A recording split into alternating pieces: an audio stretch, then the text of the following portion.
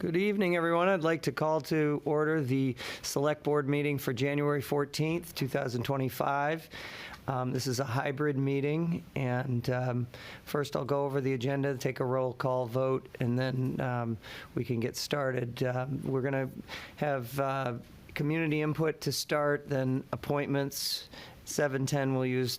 We're going to discuss the land use, I believe, but I think some of that's gotten. Oh, no. The land use for this Great Brook ski touring is at 7:10. And then the climate resilience presentation at 7:20, 8:20, the annual town meeting warrant article review. Then at 8:50, town hall hours discussion, 9:20, the appointment policy discussion, and 9:35, the town administrator report. We'll do more warrants and minutes, and then liaison reports afterwards. So I'd first like to do a roll call vote for attendance. You want to start? Modell, here. Okay. Snell here. Triola here. Okay, and we have two absent, Barney Arnold and Kate Reed. But we do have a quorum. So from there, we'll go to community input. Is there anyone in the community who would like to make a comment or have questions or like to address the board?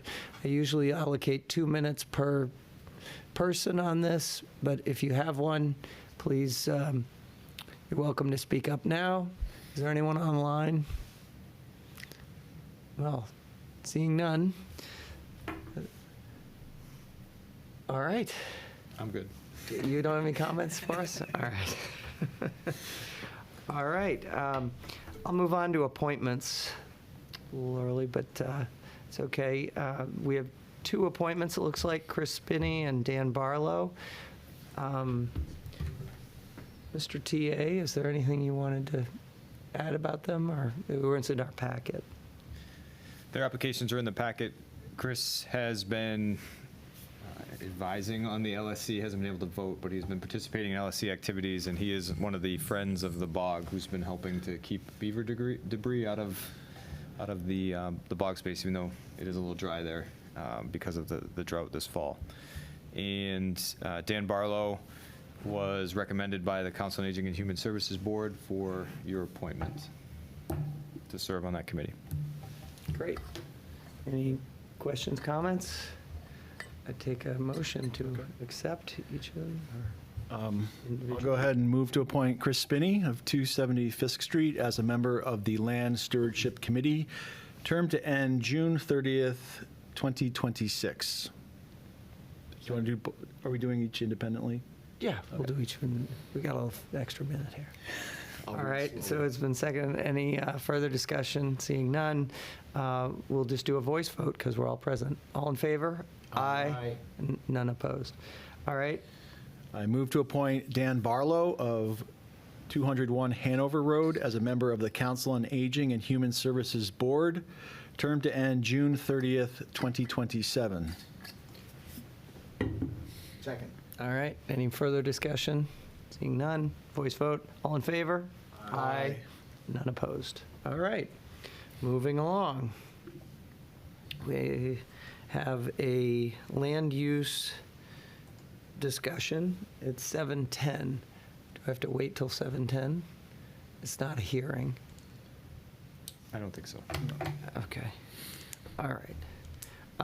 So the use of the town land for Great Brook Farm Ski Touring Center, overflow parking discussion, and we have our chief of the cross-country ski program here. Would you want to come forward and just sit? That's a microphone there so we can all hear you.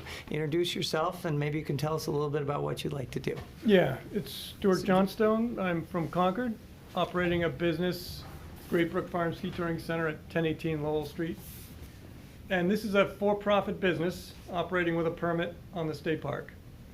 So we have a bit of a situation in that the popularity of the business has been growing steadily through the years. This is my 37th year, and I can say it's like twice as popular as it used to be. Our biggest day is involved over 2,000 people.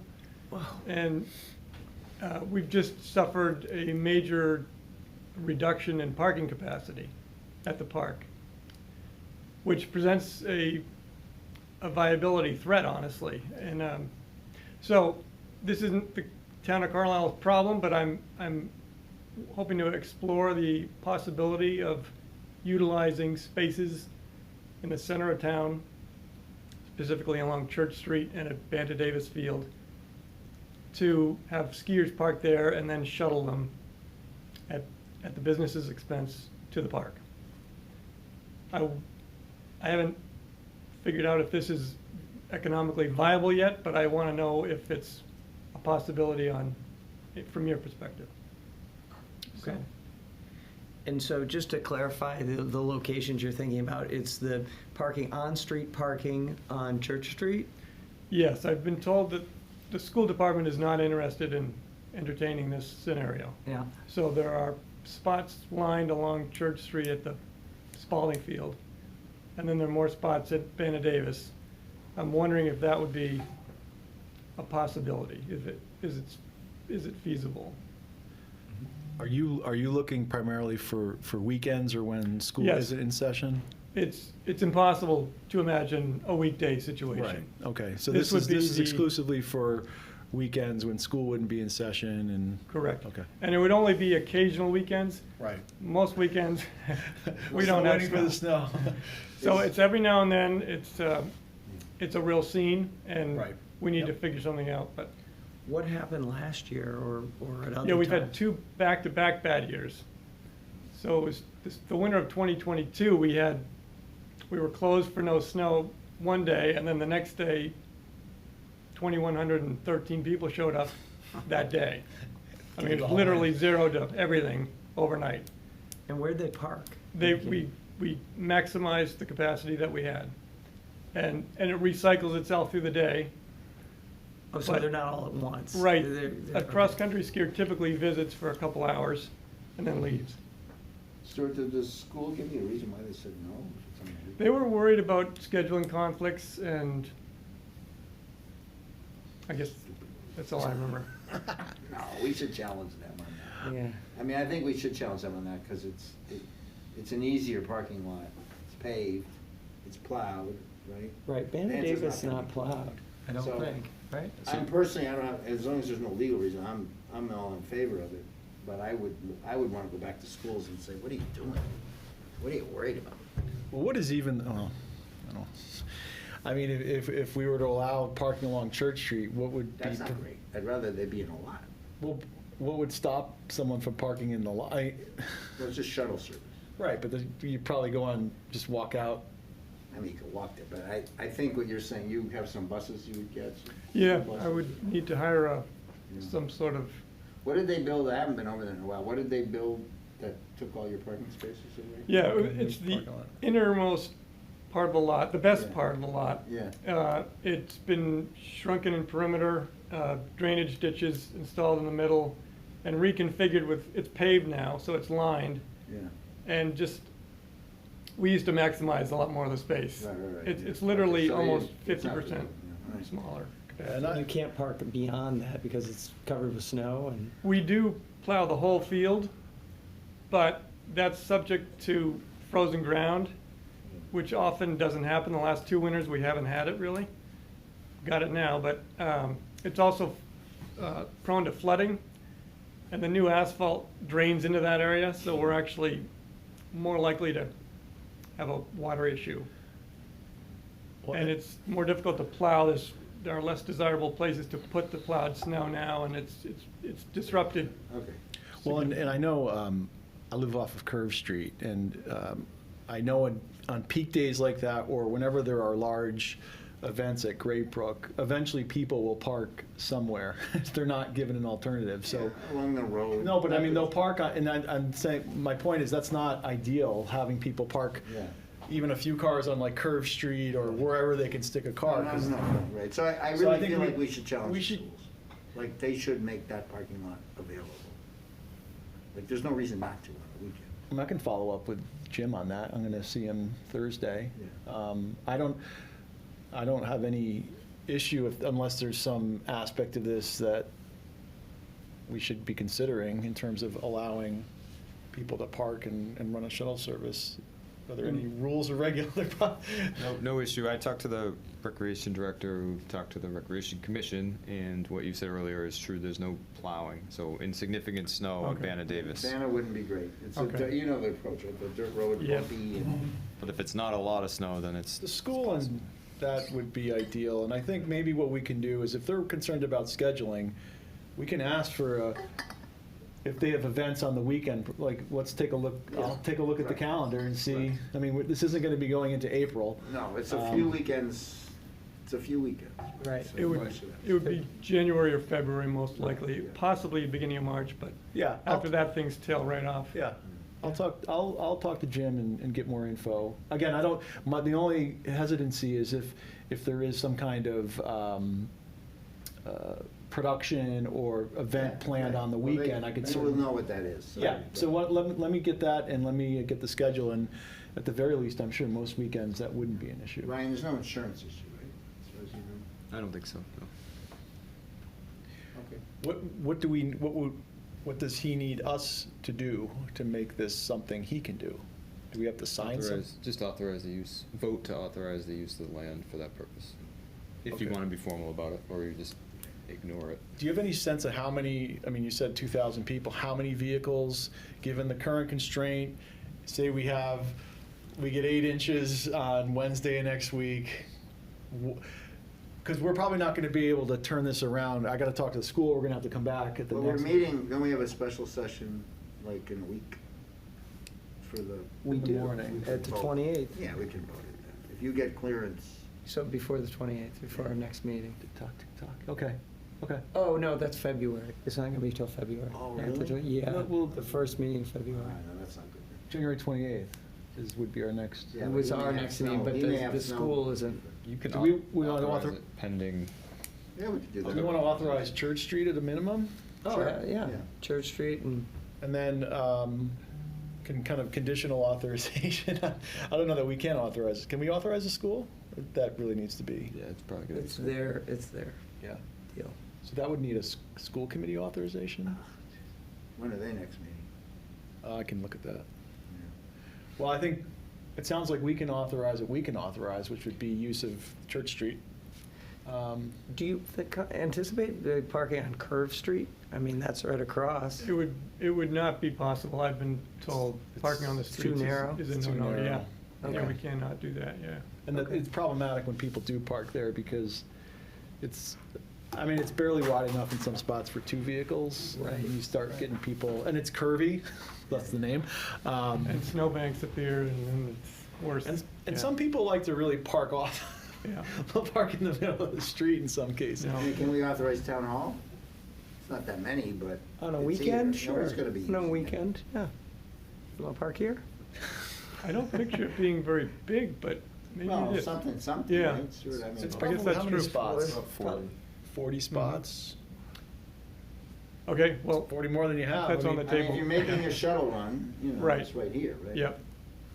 So, I'm Trying not sure to- exactly how it would work for you, how often the shuttle will come by, but. And are you able to Yeah. use the other Great Brook? I mean, I assume. Yeah, you we can use- do. yeah. We do use that.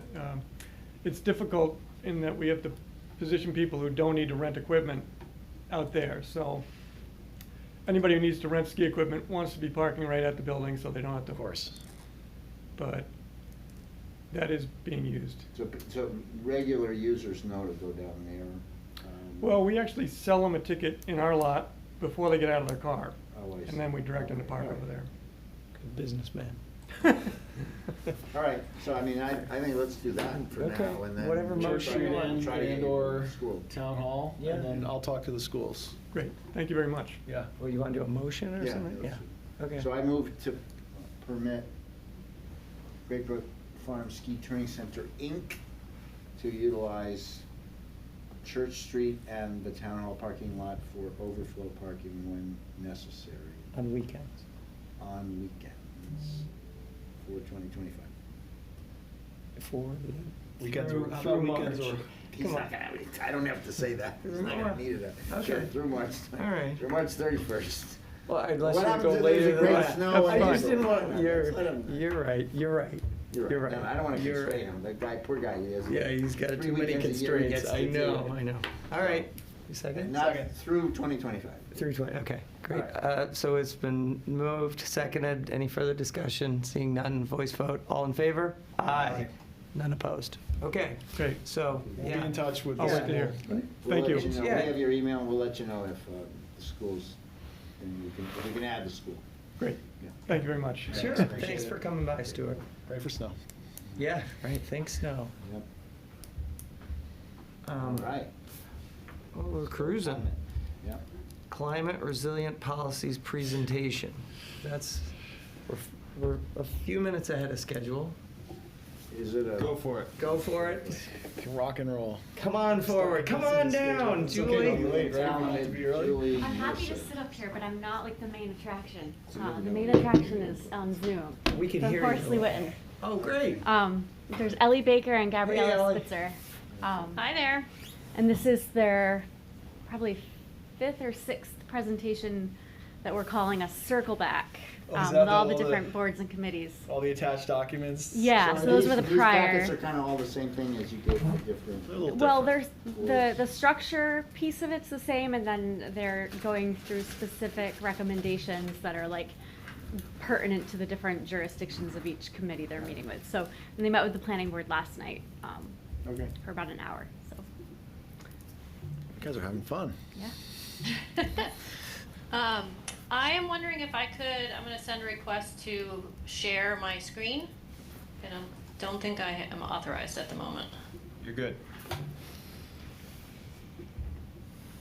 There we go. Okay.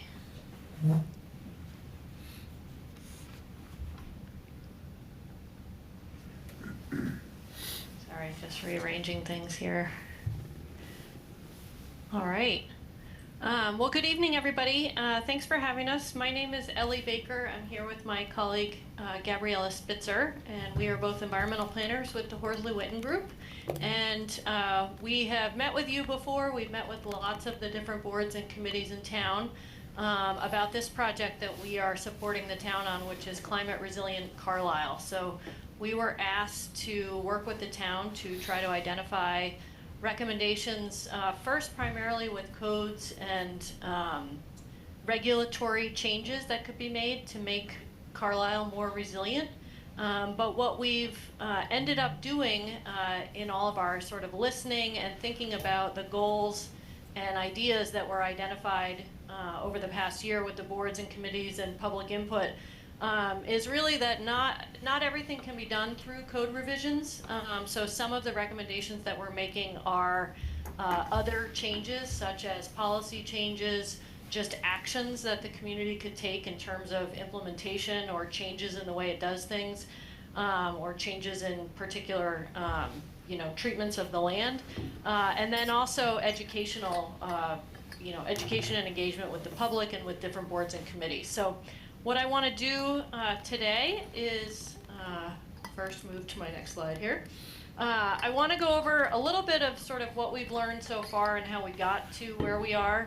I want to talk to you about how we're organizing ourselves in our final, what the final report is going to look like in terms of structure and just sort of how we are organizing our thoughts around this. And then the focus really today is this last item, which is the discussion of the recommended actions.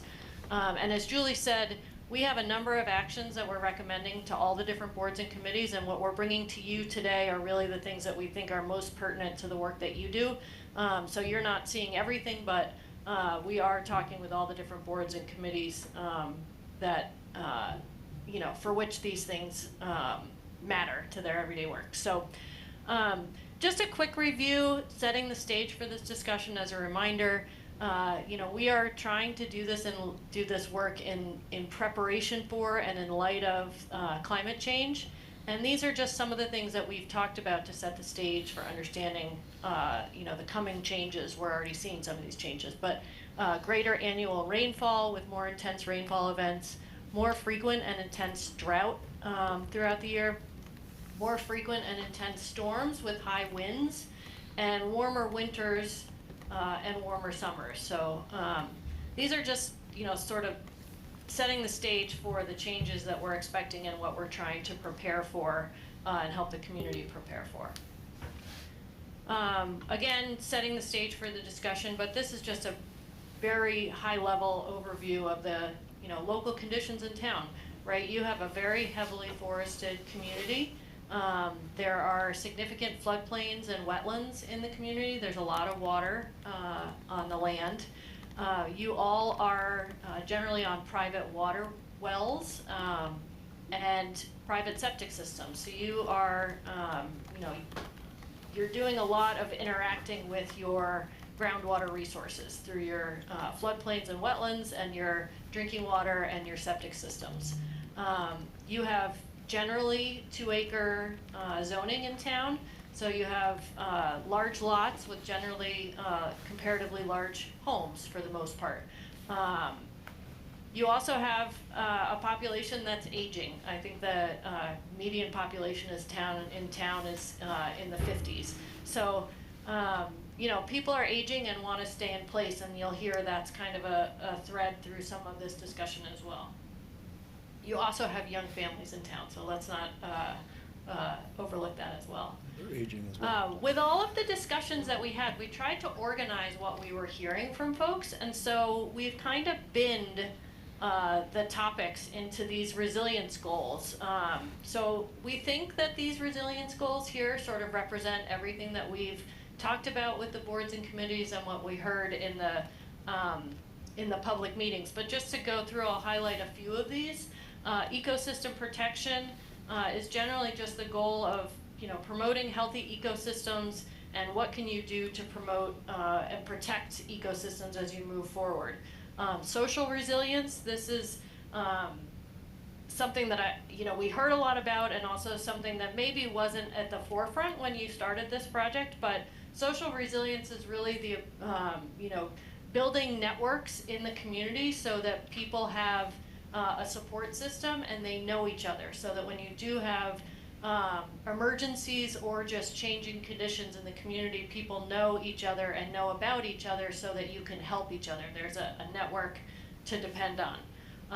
Housing resilience is sort of a big category that we've thrown a few different elements related to housing together, but this has to do with keeping housing out of harm's way and having people have safe housing out of wetlands, out of floodplains, et cetera.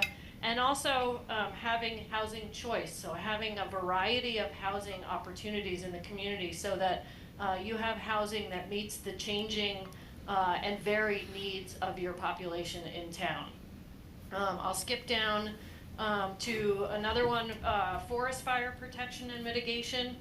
We might broaden this simply to fire protection and mitigation, but we did hear a lot of concern about more droughts and more fire risk as we move into the future. And how can Carlisle sort of strengthen its forest management and also its sort of education and engagement with the public as to what they do on their own properties to protect against increasing fire risk.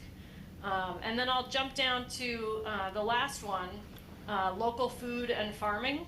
How do agricultural lands play into Carlisle's vulnerabilities and resilience? And how can Carlisle help support its farms in the face of climate change, and sort of what are some of the challenges related to agricultural land? So there are a few items that we heard that fall into this category as well, so I'll just highlight that one there.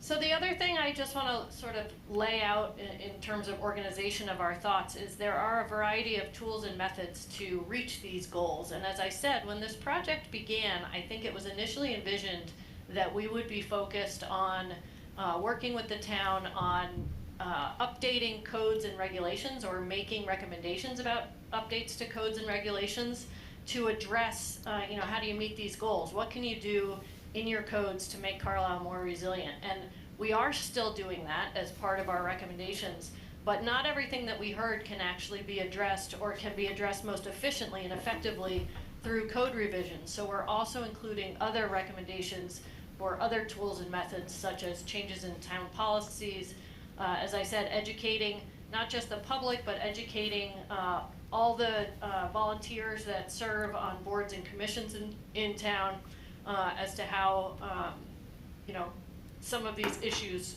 will be affecting the town. And then also there's things that kind of just land in this other category, which is town initiatives or programs or actions that the town can take. So you'll see how these play out, but this is kind of how we're organizing. And one thing to note as we move forward on this is that a lot of the resilience actions and the goals themselves are very interdisciplinary. So an action may address multiple goals, or a goal might be addressed by multiple actions. So each action will be advanced through one or more of the tools and methods, and you'll see that. And then also something to be thinking about as you hear us talking today in this discussion is that all of the actions that are recommended at the end of the day, as with any plan, need a champion. They need someone or some group that's going to kind of agree to say, yes, we will make this happen. You might not be the only people or the only group involved in making an action happen, but it needs to be something that someone can actually say, yes, we believe in this and we're going to make this happen. So we are thinking about which boards and commissions make the most sense, perhaps, to take charge of some of these actions, but that's something that we'll be looking to the town for input on as well. And then I present this graphic just to sort of show you how we're tracking the various recommendations, and I don't mean for you to be able to necessarily read everything on this page, but I want to show you how it's organized. So on the left-hand side, you can see sort of a category of general topics, and then the recommended actions in white, and then all of those green columns are essentially the goals that the actions intend to meet. And so if there's a check mark in it, that action is aimed towards addressing that goal. The blue categories are the type of tool that we're recommending, and then the yellow category is the board or commission in the community that would be involved in making that action happen. So this is an evolving spreadsheet, so as I said, I don't mean for this to be the be-all and end-all, but I want you to see how we're kind of organized and tracking this.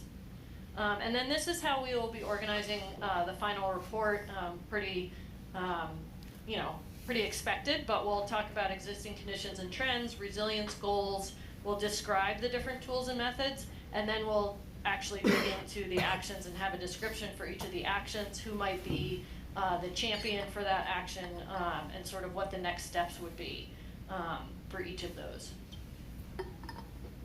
So that's all kind of background and framing for the discussion today, so you understand where we are and what our thinking is. We're actually, our project is supposed to wrap up by the summer, so by the beginning of the summer you should have that final report, and we will have had hopefully another chance to get some feedback and input from you all. But the items today that I want to talk about, I have 8 items that are all set up like you see here, where we've presented a recommendation and kind of talk about the goals, who's involved, and the sort of tools or methods that we're recommending. So I'll go through all 8 of these, and then you can feel free. I can't really see you, so it's hard for me to take questions in the middle of this, but if someone wants to manage that, I'm fine with that, or you can wait until the end and talk about questions at the end. So We should, you just Ellie, let I me think know we what should works. take questions at the end of each of the Okay. 6. At the end of each one? Yeah, because otherwise we'll forget. Okay. That's great. Let's just keep in mind for timing, I don't know exactly what your timing constraints are, but there are 8 of these that we'll try to get through. We got extra time though, right, Fred? You've got a little time, yeah, but we're Okay. targeting kind of 8:20 to finish, so I think you've Okay. got some time. Excuse me. Perfect. Well, good. Well, hopefully we can have some good discussion on this. So this first one is in sort of the category of fire protection topics. So increase the number of firefighting water cisterns throughout the town. So we heard very clearly when we met with the local emergency planning committee, and particularly from Chief Soros, that this is something that he's concerned about, that the town should be thinking about, and This isn't necessarily something that can be done just by addressing new development. It's really, a combination of making sure that if there are new, significant new developments, that they do consider water supply for firefighting. And that is already in your regulations. The fire chief does have the ability to, sort of approve and negotiate over what the water supply would be in a new subdivision. But what this is really getting at is trying to understand where you do have vulnerabilities in the community now and where you should be installing or looking to install new cisterns in different areas of town. And then along with that, making an effort to really map and kind of moderate all the different cisterns that you do have. So the fire department, the fire chief knows where the cisterns are, but really putting those, you have a GIS system that's in development, so mapping those cisterns, understanding what sort of the service area is for each of those emergency water cisterns. And then you could consider also code updates that would strengthen the fire protection standards in the subdivision regs. So as I said, Chief Saros has the ability to sort of negotiate and approve water sources for fire protection in a new subdivision, but you could strengthen that with additional standards or clarified standards for those cisterns. So those are, I'll stop there and open it up and see if folks have comments, questions. We'd love to hear any questions, but also it's good to hear feedback as to whether this is, yes, something that's very important, or maybe not something we would prioritize, or any feedback such as that you want to provide. Well, I would start by saying, given what's going on out in Los Angeles and, thinking about what's important to protecting people and property within our community, this would be really a high level of importance, and I think it's good that we're talking about that at this point. One of the things, Ellie, I did want to kind of ask, and maybe you'll get to this or not, but you started this with that chart or the schematic that had the resilience goals, and you had an awful lot of them, and this one is one that you picked, which is fire protection, which I think is, personally I think is really good and appropriate. I was looking at the comprehensive emergency management plan of Carlisle, and there's a table in there that shows, what is considered they talk about threats, hazards, and vulnerability analysis summary. And they have the frequency of the threats, and the threats are flooding, tornadoes, wildfires, hurricanes, tropical storms, pandemic, and winter storms. And wildland fires is a moderate frequency, but obviously a high impact. But the frequency one that's the highest is winter storms. And I was curious, I didn't see winter storms or anything like that. I see water and flooding, which is important, and I see fire, wildfires as potential, big threat and big impact. But what about winter storms? Because with trees coming down, or there's huge impacts that could happen as well. So I just wondered if that's being advanced as well.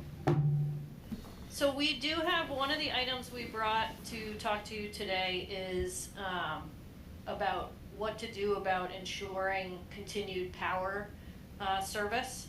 And that isn't, we're talking about essentially trying to strategically underground wires, or at least have a better open conversation with Eversource about how to do, limbing of trees and maintaining of trees in areas where you do have this kind of a heightened threat, and, sort of having a better back and forth communication with Eversource and in your town internally about maintaining trees and considering strategically undergrounding wires in certain places. So we'll get to that later on, but that's really the one that, the item that kind of rose to the top in response to the winter storm threat. Our cistern locations, Is that a layer in GIS? Yeah, so they have been mapped, and our GIS consultant has put together like a plan for running an analysis, so we can figure out where there are areas that the fire hoses wouldn't be able to reach from the systems we have, so that we know where our most vulnerable areas are. Do you know, Julie, what percent of the homes would be reached by those 50? I don't know yet, but that would be part of the analysis. We're hoping he can get to it like at some point in the next year or two. But yeah, we have a whole strategy we've been working on with the chief about how to do an analysis to figure this out, so. Yeah, so obviously, as Travis mentioned, it's very much in the news. It's funny because I got a question from a constituent today about it. Oh, you did? And I emailed Brian, and of course, Brian gave a very thoughtful, long, thoughtful response. And I recommended, actually, it was the citizen recommended that he probably should put an article in the paper, or, you know, because people are thinking about that. So when you think about, and Brian himself said, like, I'll quote him, "Wildfires are the issue I believe is most likely to become a disaster." So storms are bad, things happen, but an uncontrolled wildfire is gonna take out a lot of houses. Yeah. And they cannot, and there is no way. He raised some points that, unlike LA, we don't depend on a single water source. So the good news on the cisterns is they exist independent of other ones. But, you know, if it's a really bad fire, the other local fire departments are probably also gonna be dealing with, it's gonna be a high wind. You know, I mean, if the situation is such that it would lead to those kind of fires, everybody's gonna have a problem. So there's not gonna be the ability of all these people like we rely on come to one town and help them out, right? So bear that in mind. I think the thing that probably we should think about, if we're gonna think about it, is not so much the water supply and all that, he's got that. But you know, what's going on in LA now, and what will go on, and it's insurance driven, is you gotta make your houses more we live in the woods, and we build wood houses, right? You know, do we have to tighten that up? And I know in some of the other stuff that Horsley Witten was looking at, this floodplains, like, you need the trees to be farther away. You know, we love our trees, and we have trees everywhere. I mean, those are the kind of things from a code standpoint and planning board standpoint, I think we would have to start thinking about if we perceive that risk is. Because that single risk would take out a lot of houses, and we it'd would be not be able to combat catastrophic, it. yeah. We just wouldn't be able to. Right. And, No, that's a good point. and practically, I can't imagine we could ever build enough cisterns. You could not. And You it's could just, not. because they're each Right. for like 2 minutes, right? Right, And so, I think your points are taken, and it's, yeah, how would a town like Carlisle to its best ability, prepare Right. for something Right. like that? That's why I say, it's not just what the fire department does, it's what the builders do, and the homeowners do to protect, and that's the where it's gonna go with, I'm sure with LA, is they But just won't insure those houses unless they need. But even to the point that was made about educating residents about, you know, burning, Yeah. all, you know, there's lots of things that I think most people in town are generally conscientious, but you probably can't communicate that enough, or during times of drought, how as we as a town do we, you know, you don't really ever you see it in other towns, water Yeah. rationing and stuff. We don't really have Just everybody has their own a water. town like red flag warning or high fire risk that we proactively promote on like the major streets and things. And so maybe there are things like that we can also consider. But a fire risk isn't necessarily, could start here. Yeah. But it could be Well, yeah. in Chelmsford and then blow here, Yeah. you know. Yeah. So I think some of the, I guess, easier ways of, I don't know, less costly and potentially easier to get at solving that would be, you know, forest management, you know, having and working with the power companies to do a better job limbing and trimming, and, you know, and that's going to be a political discussion, because we love our trees too, you know, Right. and but I think a lot of, well, at least what's going on in the western part of the United States is that, you know, the undergrowth has just been allowed to come up, and there hasn't been the kind of fire, you know, the forest management plan put in Right. place. We don't necessarily have the ability to even do that. We have a lot of private lands, we have, you know, and individual homeowners, but you're right, maybe education for homeowners would be. And I will say, like, my house in particular, I abut wetlands, and I have tall pines that I've gotten permission to remove. And there's more trees I would like to remove, but it's in some cases onerous to go through that process. And they present multiple risks in terms of fire, wind, everything. And as a town, we work to protect the natural habitat and to protect the wetlands. But I do think we have to look at how we balance that protection with some of these other issues. Agreed. Anyway, well, we've got 7 Go more. on, let's You guys Those did a are some really good thoughts. job on this Those are some discussion. thoughts that would be. I just want to note too that a lot of that did come up when we met. We met with the LEPC last week. I can't remember what day. But a lot of those discussions did come up. As I said, we're not presenting every single sort of recommendation to you tonight, but we did talk about educating the public or residents on how they can manage their own lands. And we also talked about bringing together, convening the large landowners in town, including sort of conservation groups, state, local, and private landowners that have large properties that might want to do some of that, forest management. There have been some requests for prescribed burns and just sort of facilitating discussions around that so that they can, so that you as a community can start to think more about I'll fire send it to you, management. want Sure. So that is definitely part of this discussion.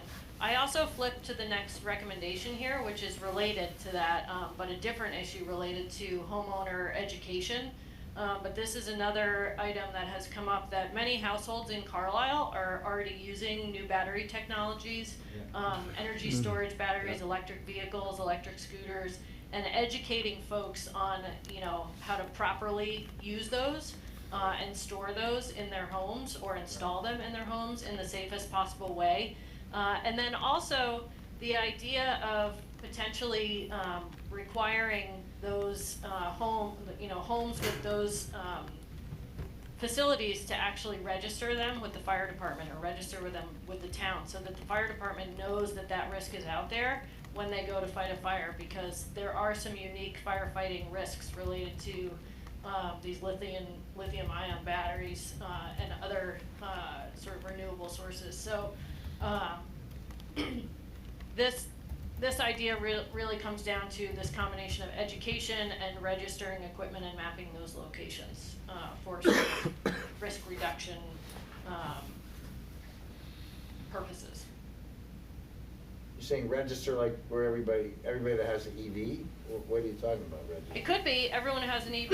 It could be everyone who has a, if you have a, apparently, the Tesla batteries are becoming more popular for, connecting up to your solar system, and then you have a Tesla battery, and there's some concern about where those get installed and how easy they are to address if there were to be a fire.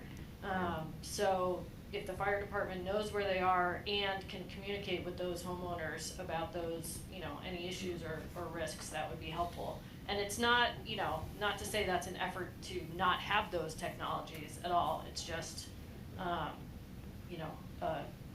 mitigating the risk of those technologies and making sure that they're installed properly. They are still new and changing and evolving. In the LEPC meeting, I think it was the fire chief who brought up maybe they could just and maybe it's the building inspector, but in their permits for installing things like that, if you're gonna get an electrical permit to put in one of these things, just provide some specifications so that then the fire department knows what they're gonna be dealing with. It could be at least knowable, and if we map it, GIS, I mean, they could have a directory of that. Exactly.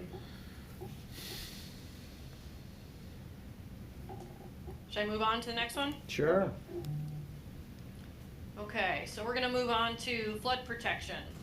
So this recommendation, you have a lot of your codes, various codes, refer to flood protection, or excuse me, refer to the floodplain in the codes. So the zoning and wetlands protection bylaw does. The flood hazard district in your zoning refers to the floodplain. The water supply regulations have some references to the floodplain and proximity to the floodplain. Board of Health regulations in several different ways have references to a floodplain. And all of these bylaws generally and regulations generally have a different, slightly different terminology that's used for defining the floodplain, and also different definitions, in some case no definition for the floodplain. So we're recommending kind of two things here. One is to bring all of those codes into conformance so that they all use the same terminology for the floodplain and how you define the floodplain based on, whatever it is that you use. So right now, typically people understand the floodplain to be the FEMA 100-year floodplain, which is also known as the FEMA, the 1% annual chance flood boundary. So that's the boundary of the flood that has a 1 in 100 chance of happening in a given year. So what we're recommending is, given climate change and what we know or what we understand to be happening with climate change, we are having more intense rainfall events, and that there will be sort of more water on the land surface, and floodplains will grow, because with this more intense rainfall, the water has to go somewhere, and it's coming down faster. It doesn't have as much time to infiltrate, so you will have larger floodplains. And we're already seeing that. You're probably already experiencing that you have floods that occur outside of the mapped 100-year floodplain. So what FEMA has on its maps now in Carlisle is essentially what we might use or might call the 500-year floodplain, but that's the 0.2% annual chance flood boundary. So that's the boundary of floods that happen at a 1 in 500 or 1 in 500 frequency. So those floods are going to be more frequent than a 1 in 500 chance of happening. The 1 in 500 year flood, the 500-year flood is essentially going to become the 100-year flood. The 100-year flood will become more frequent, and will be a 50-year flood. So in preparation for that, we're suggesting that you start to use the 500-year flood boundary in your codes. And that doesn't mean necessarily that you would regulate the 500-year flood as you do the 100-year flood now, but you could, and we would say over time that is the way you should go. But perhaps there's an intermediate requirement, particularly with regard to the flood hazard district and the wetlands protection regs, where you have sort of this interim area between the 100-year flood and the 500-year flood that you do apply some additional protections on. And one thing I just want to kind of talk about a little bit is that you have your flood regulations and your flood zone are really geared toward protecting buildings and structures and property on or within the floodplain. The wetlands protection regs, both state and local, are geared toward protecting the floodplain for the purposes of the services provided by the floodplain. So the floodplain is part of an ecosystem or part of a hydrology system in the landscape. And the wetlands protection bylaw and state regs are geared toward protecting that natural system, whereas the other sort of floodplain and flood zoning district is really geared toward protecting property from harm's way. So by using both of these, both the wetlands protection requirements and this 500-year flood boundary, you kind of have two different layers of protection on these. And the reason I'm explaining this is because I can show you this at the end. I might be able to do it now, but I have a map that shows essentially the FEMA map of the 100 and 500-year flood and how that overlays with wetlands in your community. And essentially, the difference between most of the 500-year floodplain is also wetlands, which is not unexpected. So making this change to regulating the 500-year flood boundary wouldn't necessarily incorporate a whole new area of regulatory area in town, but it does provide strengthened protections for both the ecosystem services provided by the floodplain and the property safety services. Ellie, it sounds like that the Conservation Commission may already be protecting those areas anyway. I mean, Well, to yeah. a degree stronger than the floodplain maps. If you're talking about Well, building. Throw up the map, because it's very important, what you just said. That's what I was Yeah. gonna ask you, Ellie. Throw up those two maps, because it's really quite revealing that, and now I didn't understand it till you mentioned it, that the majority of the floodplain is already wetland. Sure. So the question, Ellie, that I have on that is, maybe this is where Travis is going, is there's already rules about wetlands. Mhm. Like you mentioned here, non-invasive species, but you can't plant anything, it's like a no-touch zone, isn't it? It's not like you have to go in there and eradicate purple. Well, you can. You can, but I don't You think you're can. mandated to, Yeah. right? I mean, Purple loosestrife, yeah, so, So you're seeing my map, right? Yes. yeah. It's not pretty, I apologize, because I'm just using the mass mapper, which any of you could play But around the with. one if in the you were interested. conscom, the side-by-side, I think it'd be more educational, the conscom pitch that was in the package has the two maps next to each other. Yeah, so this is essentially the same idea. I'll just show you here. So what you're looking at right now is Yeah. the floodplain map. And I just Yeah. picked random place in Carlisle. Right. But what you're looking at is the blue is the 100-year floodplain. Yep. This red striped area is the floodway, so that's, the high flow area within the flood. Yeah. And then this orange is the 500-year floodplain. So this is the, 1 in 500 chance of flooding in any given year. Right. And if you look at these areas, just kind of keep your eye on these, pick Yeah. one and keep your eye on it. And I'll turn the wetland line on. This is just the DEP wetlands, so this Yeah. is not super accurate. This is just, a guess. Yeah. But you can see that the wetlands and the 500-year floodplain overlap Right.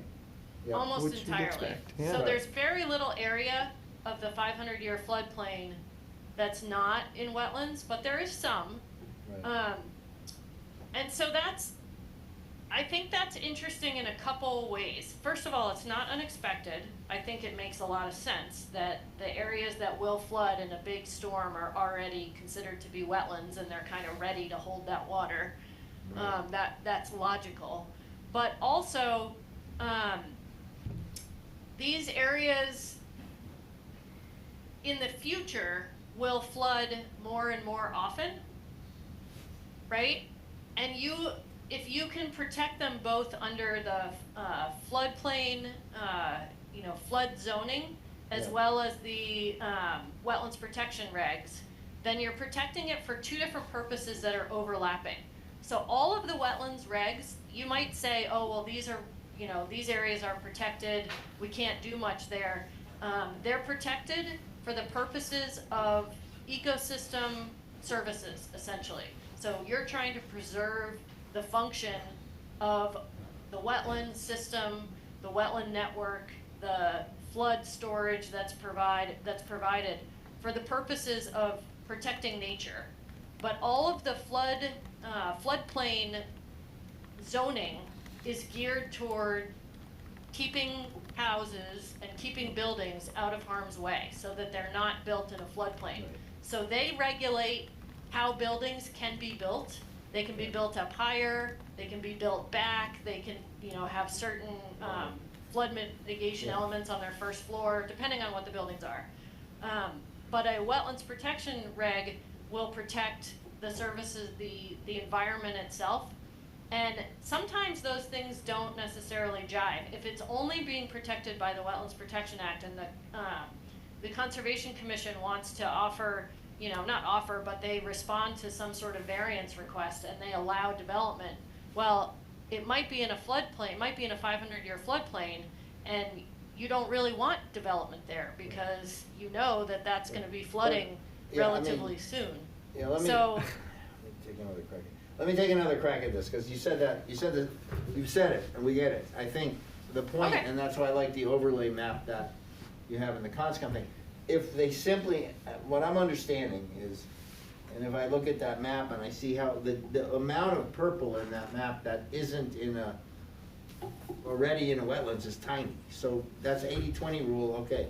There's some people, maybe they're at risk, maybe we have to, tighten up the regs. But if we're simply protecting, if we just enforce the wetlands regs we have and not give variances. Right. My question remains, when you say, Ellie, like, we should beef up the wetlands protection, part of it, what would we beef up? What would we do other than just enforce what's on the books? Like, how do you make it tighter? Because you're already not supposed to build anything. We don't require that you go in and take out species. I mean, it exists as it is, right? And if it floods once in a while, that's like nature, right? So Yeah, so there's also different requirements for alteration of a floodplain, and if those were, there are storage requirements, compensatory storage requirements for alteration of a floodplain under the Wetlands Protection Act. And if you're protecting that area as a wetland, but not recognizing that it's a floodplain because you're only looking at the 100-year floodplain and not the 500-year floodplain, then you're not addressing compensatory storage. what does storage mean in this case, Ellie? The holding water, so that, like a floodplain, the whole purpose of a floodplain, right, is to hold water when there's, a flood. Yeah. It's the area that holds the water. So you're And trying so to contain compensatory the flood, storage is, basically. I'm sorry, You're trying to contain the flood? yeah, well, you're trying to give it a place to go. Yeah, okay. Well, all right, so I think, did Conscom understand it? I mean, we don't have to reinvent the wheel here. Did they understand what you were doing and support it? They understood it to some degree. I think we're gonna have another conversation with them. Right. I had one conversation with them a couple, I don't know, a month ago maybe? A month and a half October, ago. I think it was October. I know, it might have been long. Yeah. Time is, Can I have I have a very specific question, because I know we need to move on. And it's that, at what point does FEMA update its map so the 500-year just becomes the 100-year? Do you know what I mean? Like, if it's not every 100 years, what do they, at some point, are they gonna change it? Or is that just bureaucracy and it's not gonna change? Because we could change it to the 500-year and then FEMA can change it, the 500, the 100, and the 500 become, you know what I mean? Like, what's that process? Do they update these things? Do they not update these things? It's insurance too. Yeah. So, your maps are 10 years old. Okay. They're from 2013 or 2014, so maybe a little bit more than 10 years old now. Okay. And FEMA updates them at irregular intervals that have to do with how many people live in a particular location. Okay. And they do it typically by watershed, sometimes by county, but they've been switching to watershed. The thing about FEMA maps is that they are always backward looking. They only map the risk as they understand it right now. Yep. So by the time based on they- past experience. Okay. based on past experience.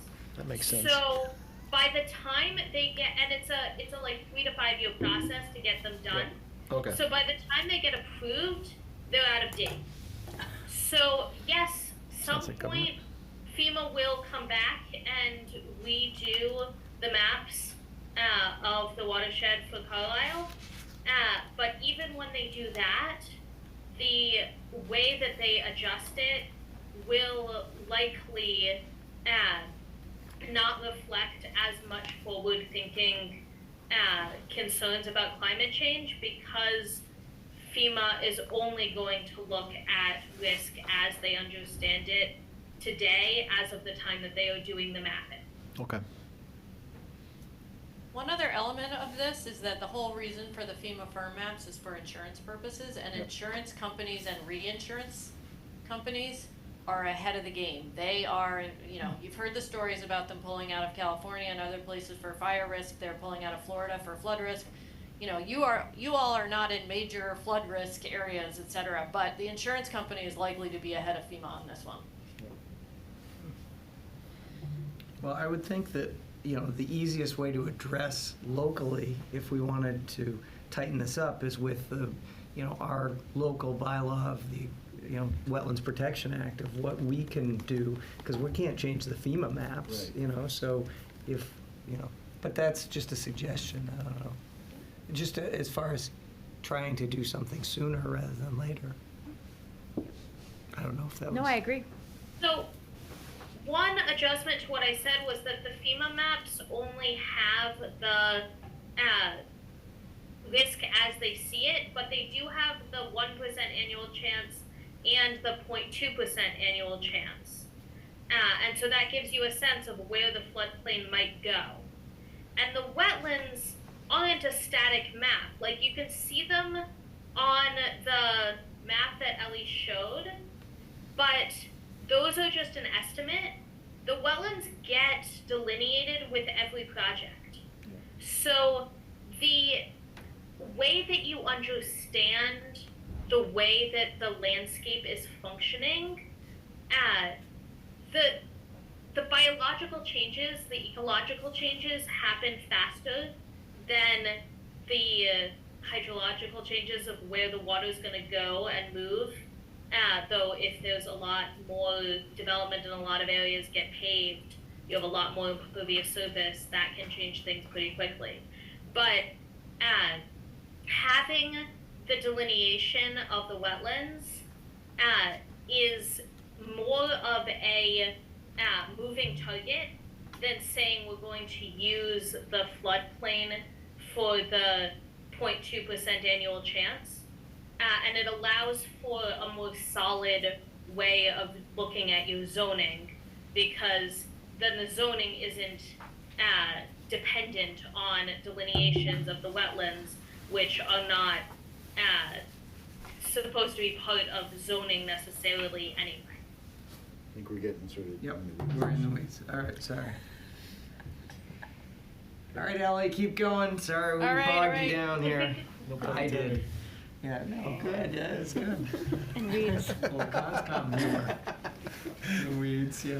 I've got the weeds and the That's kind of wetlands. Yeah. Okay, so this is the recommendation that You gotta I share think the screen addresses your again. first There's somebody- question. Ryan, Are you seeing my screen? No, you No, don't. not no, anymore. not yet. I'm not driving. Ryan, what'd you do? No, it's me. No, it's Ryan. Here we go. Should have stayed upstairs. I agree. What's in the bottle? Okay, so maintaining power. So our suggestion is to consider undergrounding some power lines. And then along with that, I think we would broaden this to say also consider strategic planning for where you're going to work with Eversource on, limbing trees and trimming trees to protect, certain areas of town. And what we talked about with the LAPC is that there are areas of town that are sort of more prone to power outages during these big winter storms, heavy winds. Certain areas, can be sort of, a whole area or neighborhood can be, sort of cut off by down trees, down wires. They have no power, they can't get out. And working with Eversource to start to understand and put on a map and using your GIS as to where those locations are, and then thinking strategically about, are there, certain power lines that should be undergrounded? Are there certain areas that should be maintained more heavily than others to protect those wires? And I think hearing from the fire department and others, there are some areas that are sort of known to the emergency responders in town, but putting those on a map and really thinking strategically about how to, act in a forward-thinking way in terms of better maintenance and undergrounding wires would be helpful. You have an Eversource representative. There's a municipal representative at Eversource for all of their client communities, and so making, building on that relationship and sort of broadening their communication with the town can also be helpful. They communicate generally with, the fire department or the tree warden, and that's kind of it. but bringing them in on some of these discussions as well on a more regular basis can help with this topic as well. Ellie, it's already had an impact because in that last LEPC meeting, Jim Hall, our DPW superintendent or director, he sent this Eversource's 2025 pruning plan. I don't know if you've seen it, but he sent it to everyone. I thought, wow, we're like moving here. Things are happening. Things That's are- good. Pruning is, I think, something I think they plan on doing regularly, Yeah. but moving underground is pretty expensive. Does Eversource have any kind of policy about that? I've not seen a case where they actually decommission the overheads and they bury cables. I would be surprised if they would embrace that. Do you have any sense, Ellie? I don't know that there's a policy on that, but nothing's gonna happen unless you talk to them, right? And I think Right. if Yeah, well, that they part's good. probably know, I'm sure they know where they have problem areas. Yeah. And they're gonna say, oh, it's too expensive. But if you have conversations with them and it really becomes evident that that's maybe the best approach, then you have, at least a basis of conversation, and you can start to work with them on where the money might come from and how that might happen. Or the alternative. But what we've heard to date is that there's sort of a very narrow line of communication that's maybe not happening all that frequently between Eversource and the community. And you all are dealing with a lot of, concerns about storms and power outages and, lines that are issues. So starting that communication is, the first, Yeah. Right. the first action. But I think part of the discussion, should be, how do we think strategically about this? Is it better maintenance? Yeah. And what is that maintenance plan? Is Right. it, how are they Yeah. deciding where their maintenance happens? They're only concerned about their infrastructure, but you all are probably concerned about where do certain people with certain needs live? Are they being affected over and over and over again by these outages? How do we protect them? Who's being affected and impacted? What areas of town, what services can't they reach, or what services are unable to be provided because there's no power, et cetera.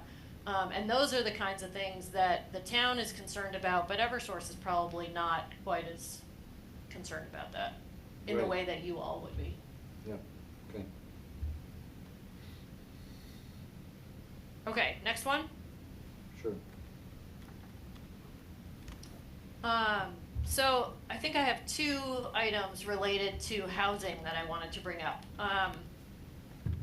This one is, promoting small scale density, reuse existing buildings and materials, and create and allow for a variety of housing options. All of these things help to advance social resilience and housing resilience, which is sort of,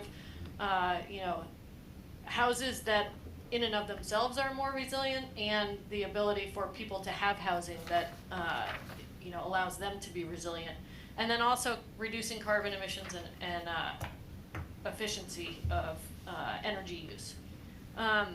So what we're proposing here is either code or policy changes and education to allow for or have the discussion around small scale density, reusing existing building materials. There may be some sort of demolition review bylaw that you could consider for all proposed demolition over a certain amount of a structure, so that it considers a requirement for deconstruction or or diversion of some proportion of materials from the landfill when a structure is taken down.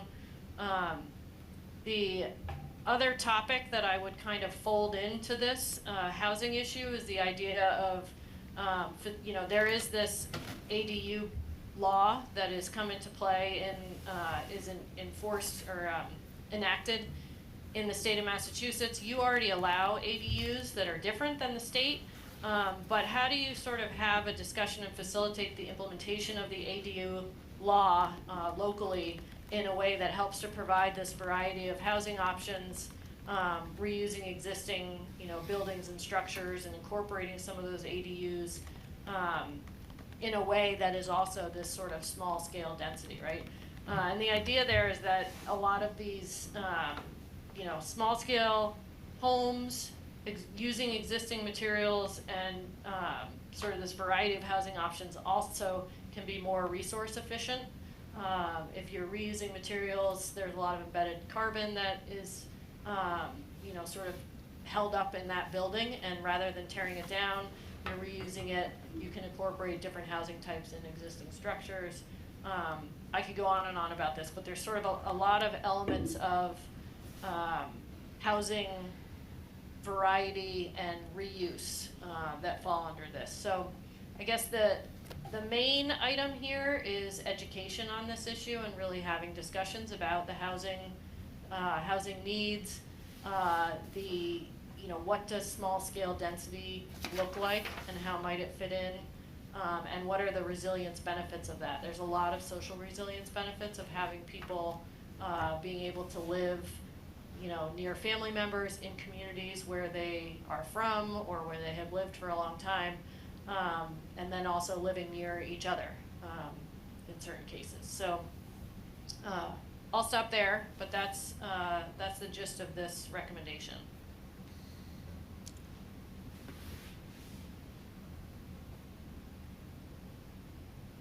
Next one. Yep. It's a lot of areas, not just. Did I skip one? Hold on. Nope. Okay, so septic systems. You, as you know as well as I do, that you all are on septic systems in town. One thing that we have talked about in a couple of the different meetings with different boards and commissions, I think maybe this board as well, is the idea that you have septic systems in all of your, for all of your residences. Not everybody necessarily knows how to maintain them properly or is able to maintain them properly. And also, you have alternative septic systems with sort of enhanced nitrogen removal capabilities that are a little bit more complex than normal septic systems or traditional septic systems. And they can be very effective, and they are being, they're being used or approved to allow for, addressing other constraints on a site so that somebody can have a septic system, but they require maintenance. And not every, as I said, like not everybody necessarily recognizes or fully understands why it's necessary, what is required. And you don't, as a community in your regs, necessarily have a way of tracking and ensuring that septic systems are being maintained properly. So the idea here is to consider essentially a septic system utility, which could be part of the local government, it could be a separate entity, but having a utility that would essentially provide maintenance, ongoing maintenance, and operations in some cases for septic systems, so that you would have some, insurance in town that septic systems are functioning properly. If they're not maintained, they don't serve their purpose, and therefore your groundwater is not being protected, wastewater is not being treated properly, and it can be a public health issue. So the septic system utility idea is not something that's been implemented in very many places. It is being explored, and I think I talked to this board about this, that it is being explored and researched by on the Cape, by the on-site, I can't think of the name of the formal name of it, but it's a research center in Barnstable County that focuses on on-site systems and understanding how to better treat wastewater on-site. So there are resources out there to look into this, and it's one of our recommendations. So Well, thoughts it's an or questions interesting. on that one? Yeah, I think I hadn't thought of that about this. We feel kind of. I mean, I'm going to say it, but it may be out of line here. We feel sort of overregulated by these septic regulations, not the other way. But everybody does have a septic system, and unless you're going for a permit or new construction, there isn't any oversight. So really, my question, I think there's two parts to this. One, I might ask Ryan, because we're doing things like getting bulk pavement contracts that offer discounts, and we did it with power, right, even though people pay for their own utility, we're kind of aggregating, like, you know, people's needs to get more purchasing power. It's not unreasonable to say, let's shop. Everybody needs to pump their septic every 4 years or some interval like that, right? So, you know, we could aggregate the need and we could maybe get a good pricing for, because there's all these little guys out there, and, you know, I read it in City in the Woods, is this guy good, is that guy good, you know, who knows, right? And they all need the same thing, and it's pretty simple, right? You pump your septic out. So that and/or an inspection service. I'm not interested in over-regulation, but I'm definitely interested in providing that kind of a service to the population. And it seems like something we probably are pretty good at, right? Is vetting those guys and maybe having a list of approved and some best favored nation pricing that they give us in exchange for that good housekeeping. So I would be in favor of that. And maybe when you said utility, I was thinking like a utility, like an app, like maybe we could track, like remind people, like if it's been 4 years, or because people do forget, right? Yeah. That's the main thing. I think people forget that they actually Right. do need to pump. Thanks. Okay, next one. Also related to what happens on, you know, your individual residential properties. So, this is an education piece, education recommendation for the most part, and the idea here is just clarity for all the different boards and commissions and the public about the protections that are offered by the well and septic standards that you have and the constraints that are created, and what that may mean for, you know, recommendations to update some of those requirements. So your local septic regs require, as you know, they require a leach field that's a little bit larger than what's required under the state's Title V regulations. There are already a number of safety valves or buffers built into the assumptions in Title V about the design flows for, you know, the per bedroom in a home. And so just making it clear to, you know, not just the Board of Health, but others, you know, that are involved in development decisions in town, what those flow calculations already incorporate and what they address, and how they, you know, how it relates on a, you know, the septic system flows are calculated on a per bedroom basis, but there's a lot of assumptions in there about, you know, how many people per bedroom, and, you know, that includes all the other waste streams from kitchens, you know, toilets, toilets, showers, everything are incorporated in there. So it's not necessarily on a per person basis. Well, it is on a per person basis, but there are assumptions that are important to understand about that. And how do those relate when you're comparing perhaps a, you know, a house over here with 4 bedrooms versus 2 houses over here with 2 bedrooms? And how do you understand comparing apples to apples, or clarify comparing apples to apples for different types of development? And this is related to our recommendation about trying to promote a variety of different housing types.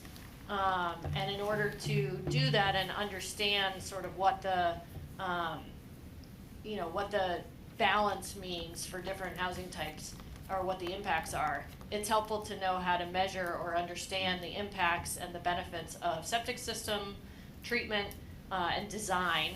And then also the same goes for wells. So local wells are regulated essentially by the Board of Health. This is no surprise to you, but there are not necessarily very stringent requirements on wells. There are some requirements on wells, and they tend to, and I looked at, you know, we've looked at your requirements as well. Your requirements tend to focus very much on how a well is built and what the water quality is in the water, which are both very important things. There is not a lot of information or requirements or guidelines in the local Board of Health regs about the quantity or the flow that is produced by a well, and that is something that we've heard about as a concern in various, you know, different conversations through this project about, you know, whether a home has enough water and what a home next door might do, how that might impact the water on someone's property. And so I think our recommendation here would be first understanding what your regs actually do to protect the quantity of water, which is somewhat limited, and then what can you do to better ensure that the water supply in a given well is actually going to supply the water that's needed for that home, and rather than just sort of saying, well, there's a risk that it might harm the house next to it, or that there's sort of an impact on the house next to it, really using data from individual wells and building that into the requirements of the Board of Health regulations. There is guidance from the state that is kind of a first step, I would say, on what you can incorporate in your local Board of Health regulations with regard to well development and water supply requirements.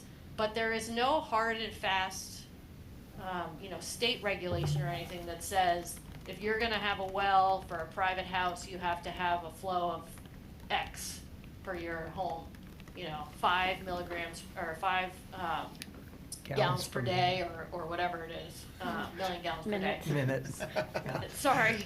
That's right. Hey, Ellie, we are getting towards the end of the time we have available here. Is there anything else that you wanted to wrap up with, or?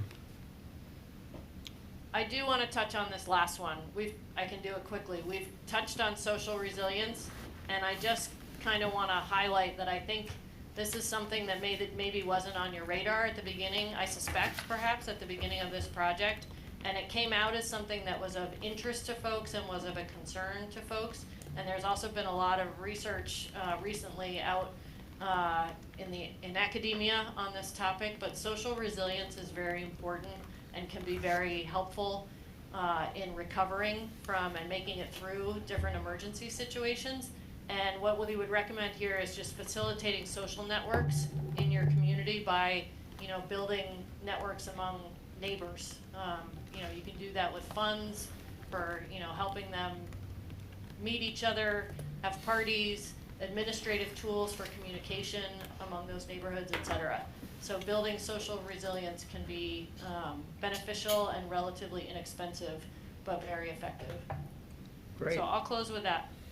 Great. So- Well, thank you. I'd like to make just 3 brief closing remarks. So one is great, really interesting, and I see your timeline. So you're kind of done with the board outreach part, and now you're gonna gather your findings, and you're gonna come back to us again before you're done, right? Is that what you're gonna do? Ellie? Yes, we will have a draft report. I was looking at Julie, but she can't tell that because Yeah, I'm okay. on a screen. My own comment is that some of the things you touched on are right in line with, like that last one and the affordable housing or the small. We're already covering all that with our own master plan initiatives. So where it resonates with me, I would say, are things that are actionable, that are really like what we started with, disasters, the storms and the fires and the floods. I mean, the things that really require us to do something in implementation.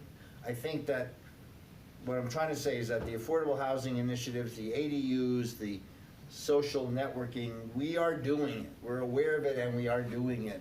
Maybe not specifically through the lens of climate resilience, but we're doing it anyway. So I'd rather see a more focused recommendation set on the things that are like we started with, like the fire. What can we do there? I mean, that would be of more use to us. So, and my last question is, I see in the grid where you had all those things, it's a very Julie Mercier looking kind of grid, That's a compliment. it is a compliment. Very thorough. Everybody, there's a little bit here for all the boards, but the MVP core has every action item. What is the MVP core? It's a group of mostly staff, the core committee. So it's you guys, it's the Mostly daytime government. staff, yeah, that Okay. meets with them periodically. So it's a thing, it's a real. It is a group. real thing. It includes representation from a ton of different departments. Okay, And good. public No, that's good to safety know. and, Okay. So it's a Kate Reed Carlisle. is on it. Like, there's a few volunteers as well. Okay, so that's Some good. people from ESC. Okay. Yeah. Terrific. All I right, think it was thank you. created by the TA, right? It was created before my time. What does MVP stand for? Municipal vulnerability preparedness. Ah, there you go. That's the most The valuable. core committee's was established in 2020, I think. And then there was a whole community resilience building process, and then there was a planning grant, and then now this is an action grant.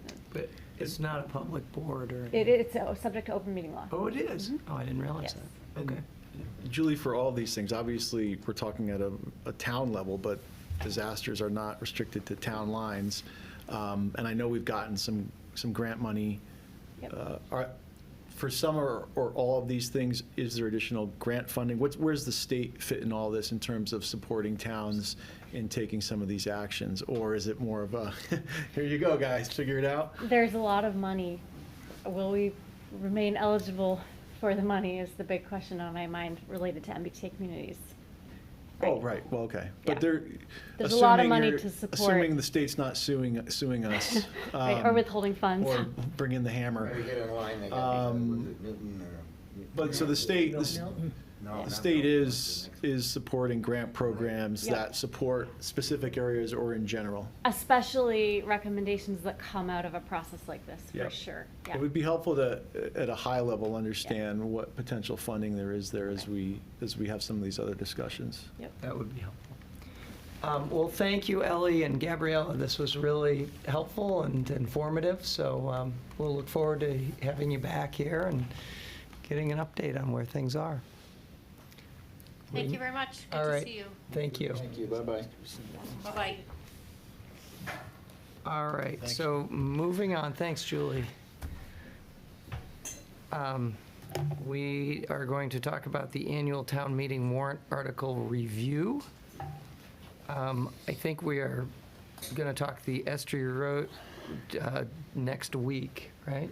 Didn't I get moved? Next meeting. Next meeting, sorry. Yeah, so I mistakenly put this one on here as something that needed to be approved at town meeting, but that I was confusing two different things. So SD Road will be its own vote at the next meeting. It wasn't properly advertised. Of the select board. Yes, so Trails and Conservation already approved this easement, and now it's up for select board review and final signature Okay, for next time. great. But also, our next thing in this agenda item was operating budget townwide COLA. So there's two things we wanted to accomplish here. One is to go over warrant articles as we know them now, with specific request of the board to start thinking about what you want for presentations and information about these various warrant articles.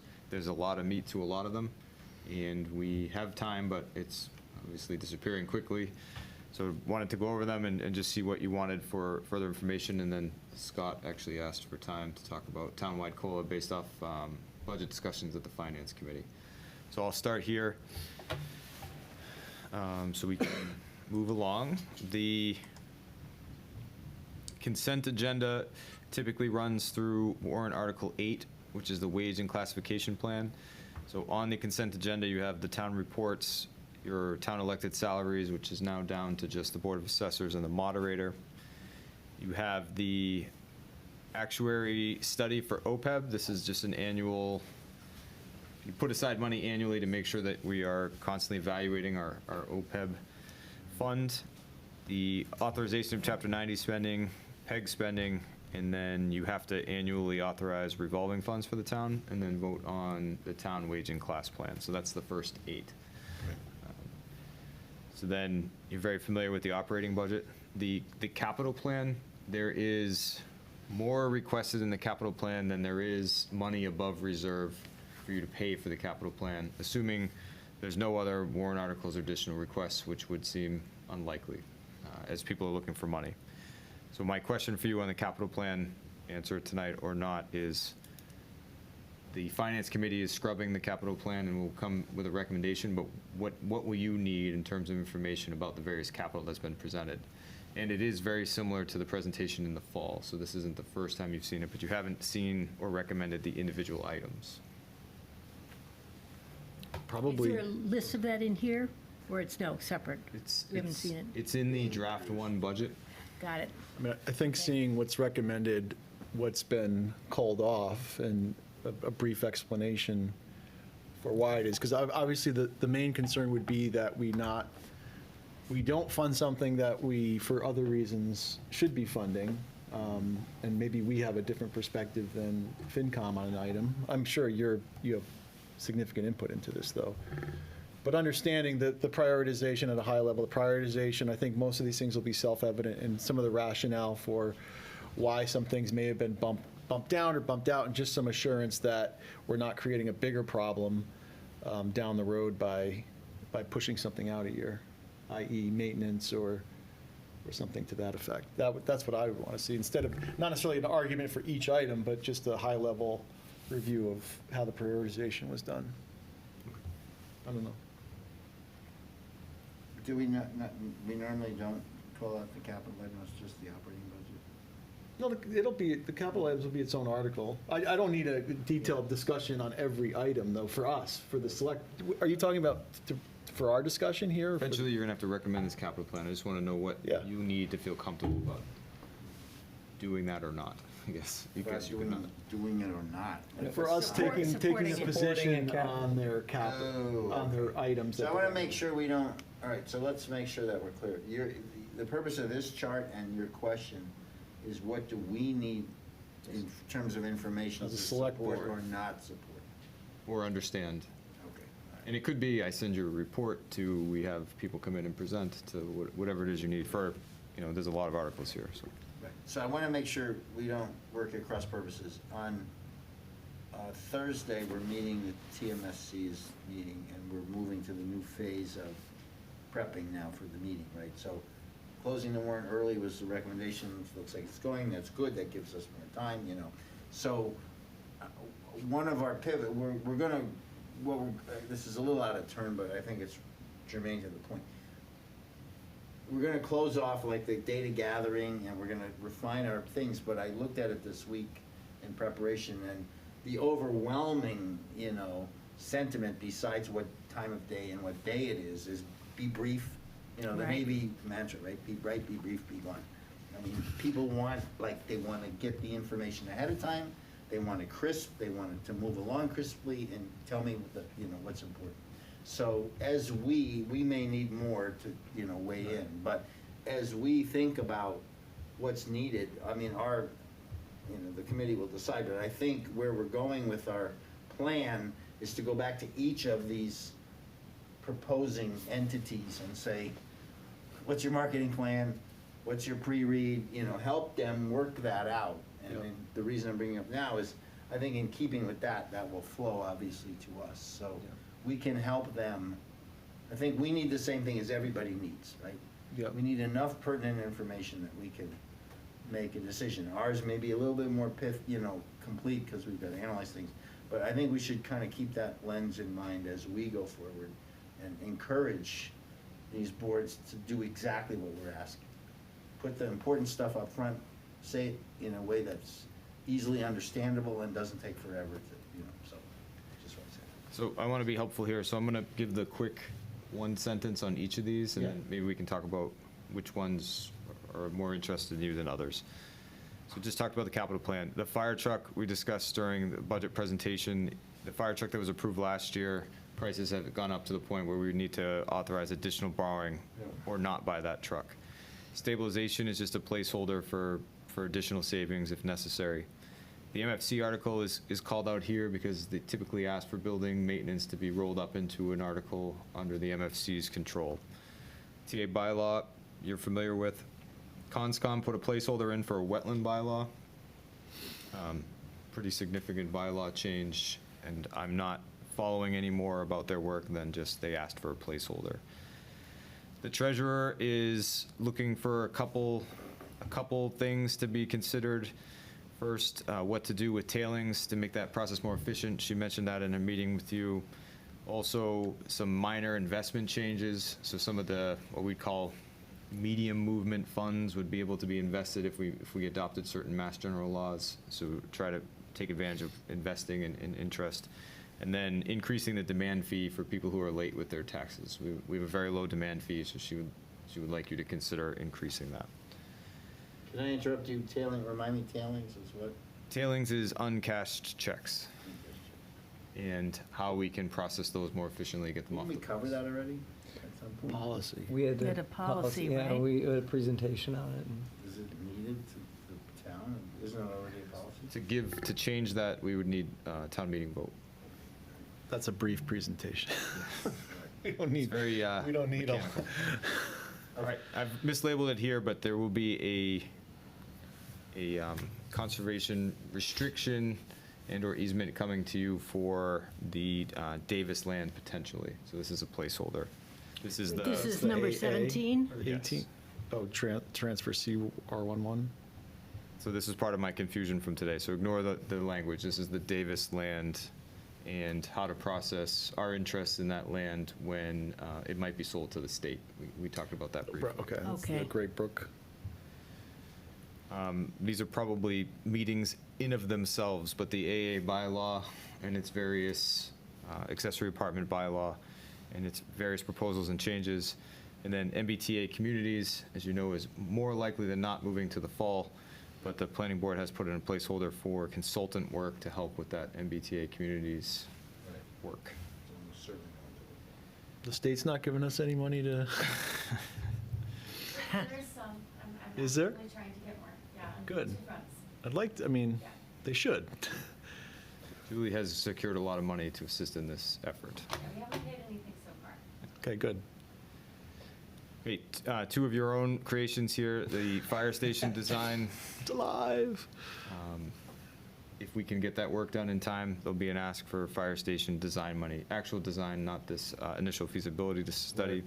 And then, this is a fingers crossed, but the police station isn't here for a placeholder. We're going out to bid in about a week, so we should know this number next month, whether or not it is on point or higher, or maybe even lower. The Board of Health has asked for a placeholder on implementing a mosquito monitoring program in town, and then two bylaw changes. One is just a name change, so the celebration bylaw, changing it to the Veterans and Celebrations Committee. And then this other one is a little bit more significant. The police are asking for you to consider a solicitor bylaw change, which would have anybody soliciting around town register with the police or making that activity illegal without registration. Oh, like that one. What's not in here is any CPC articles as well. So that is currently missing, but we know that when we're waiting for that deadline to complete What is deadline one, I'm sorry? for community CPA. preservation CPA. committee Request, articles. Yeah. All that for $44,000. 44,000. Wow. So, I mean, just looking at this list, I mean, I think the operating budget and capital plan, I think our recommendation would just come out of our meetings, our working meetings, and then they would do their presentation to the town, primarily on the operating budget. Like, I don't know that we need any, our process should take care of those, I would think. And a lot of these other things are very discrete. I don't know much about, obviously, the wetland bylaw would need some more discussion. Certainly, the MBTA communities is going to be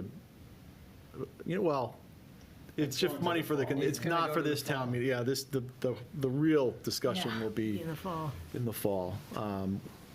So, I mean, there's, So Fire- I'm sorry, so the wetland bylaw, even $1 to MBTA communities, and this is just Brian's opinion now, and the accessory apartment bylaws are going to generate significant conversation Yeah. and require the Do you board to weigh in pretty heavily. Julie, yeah, okay.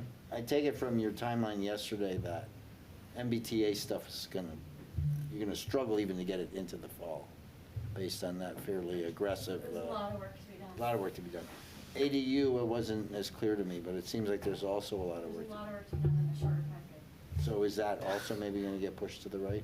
It might get pushed to the fall, but they're, at least as of yesterday, gonna try to go to Springtown meeting with two bylaws, ADU, the ADU per the state. Right. And then an amendment to our AA bylaw. Okay, but that would be packaged Are up they both- together in this. So you might wanna actually, they would be separate articles. Okay, so you Um, gotta do that. Okay, Yeah. two separate articles. When do you think you'll know if you need money from town meeting for the planning, or for the MBTA? So Would we that, find out before town meeting if we got this additional funding from the state? I'm hoping, but they have rolling, there's many different grant programs, and they all have different timeframes. So I might not get ones now, but there might be ones in the future. I think we would, my understanding is the planning board wants to keep this as a placeholder Yeah. regardless. Yeah. And there were people at the planning board meeting last night who were like, the town needs to hire a consultant. Like, very Yeah. supportive of. I don't know, you think this would be contentious to have someone look at how to best, because it looks like it's gonna happen, right? I mean, by town meeting, it's not like there's gonna be an option to do this unless we wanna, This again, it's just my opinion, but I think there'll be significant discussion about MBTA as long as the word is in the article. right, but the idea of getting outside resource to help us how to best approach it. I mean, and Wayne would have to be, and I'm sure he would be, if people start to get into a debate about MBTA in general, like the question here is, so, So I guess my yeah, I don't see, I mean, biggest fear is the wrong word, but my thing that would extend it is someone asking, well, how are you going to spend this? And then that would open What's the up a consultant significant gonna amount of do? discussion. Yeah. Right, and there's varying opinions I've already heard about how we should spend the money, so. I think it's right. I think that people are supportive of a consultant as long as it matches an investigation of their particular interest, which is what town meeting is, so. yeah, okay. I just don't think it's a So- simple vote. No, but I think, Yeah. and I also think, and I don't know, from your standpoint, the committee, David, is, I think also Wayne just needs to be conscious of the amount of debate and the. Well, I mean, it's great that this came out, because I actually made a copy of this. It's the only thing I copied out of our packet for Thursday, because I want to get it to people and I start thinking, and these comments, I probably move it. Can you send me, is this in a spreadsheet somewhere? Yeah, I'll update it too. But no, don't send it as a PDF. Can you send me a spreadsheet? Because I'll add the comments here, because we need to start thinking about a few things. One is, Wayne particularly, would like to expand the consent agenda, like more things on the consent agenda. Yeah. Looking at this, I have a hard time seeing things that What would that go could in be. there, but, you know. I don't know, Secondly- tailings, like, Well, there's some right, I'm very thinking that specific. maybe the treasurer stuff can get lumped in, simple stuff like that. The more of the housekeeping things we can be efficient at opens up more time for the meaty issues. But having said that, we have to think also strategically, like, for example, from what you guys were just talking about, if we don't need the money right away for the MBTA consultant, then we've just saved 45 minutes of, like, talk for $25,000, right? I mean, let's think about what's important, right? If the police station or the fire station, if we have to present something that needs real decision with real money, and we suck the oxygen out of the room. You with do it something that's first. worth For $25,000, right. We have to be a little more strategic too. Move that first. Yeah. Well, that's another piece of this, right, is the Well, order of sequencing things. is also very Yeah. important. But I think it's also, and I don't know, again, where you guys and Wayne falls on this, I think at some level, we have to also be cognizant about what's the nature of the discussion going on. Is this truly a meaty issue, or is this just a chance Oh, for, it's a meaty issue, but, the point I think that I heard just now, and I agree needs to be with it, some is- time boxing, I guess is my point. Well, that and everything let's say we talk about MBTA only for the purpose of getting a consultant. Right. Everybody will air all their issues Yeah. of MBTA, and you're all gonna just do it again in the fall. So Right. you're not really gonna advance the ball. You're just gonna kind Well, of. if you allow that to be the discussion, I mean, we could You always can't just. unallow once you Well, you could open call it the up. question. You can. I mean, you're right. But I'm just saying, let's be a little more, I think we're learning, we should be a little more strategic Yeah. in sequencing, in how we require people to market their position, et cetera, et cetera. And again, another suggestion that we will think about is, do we want to publish a notional schedule, like an estimated time? And do we really want that? Like, is that where people are gonna cherry pick when they come in and not? Again, it's a Sunday afternoon, so they're gonna have more flexibility. Well, gee, I can go, take my kid blah, blah, blah, and then come in at 4, because that's when that issue, we have to think about that stuff. It's all new world to us on that. The other thing on this, I think, is how much, is, and this is a question, I guess, is the planning board going to define what the 25,000 is to be used for in advance of town meeting? Right, yeah, And that so- would be the goal, to like get more specifics Yeah. around that. Yeah. And, Sure. and then the other part of that is, we haven't really discussed what's happening between the end of the warrant, closing of the warrant and the meeting in terms of getting more information out there Well, about that's what's exactly what actually we're going gonna to be. take up. We're gonna Yeah. take that up and say, okay, Julie and planning board, like, here's like, we're gonna make it up here, but here's the template for the presentation. You have 5 minutes, but you can have I know you've already done a great job of having these sessions ahead of time, but you can do these things to pre-market. You can post a much longer presentation on the website. You can have a QR code, and we don't need to lecture you on that because you already know that, but there's a lot of boards that don't really think that way. And we're trying to say, put your marketing, we're here at the, middle of January, February, March, April, May. We have 4 months from roughly today to get everything ready. And there's lots of things that can be done, and we've got to kind of encourage people to go do that. And some of it may be as extensive as you guys did, like your open house and your suggestions, but a lot of them are pretty simple. Just get the material out there, just, encourage dialogue through the social media. Just do things like that so that people both get interested in the issue and get informed about the issue. And again, we don't know, this is like a new territory for us, but that's the way I think we want to get that more going.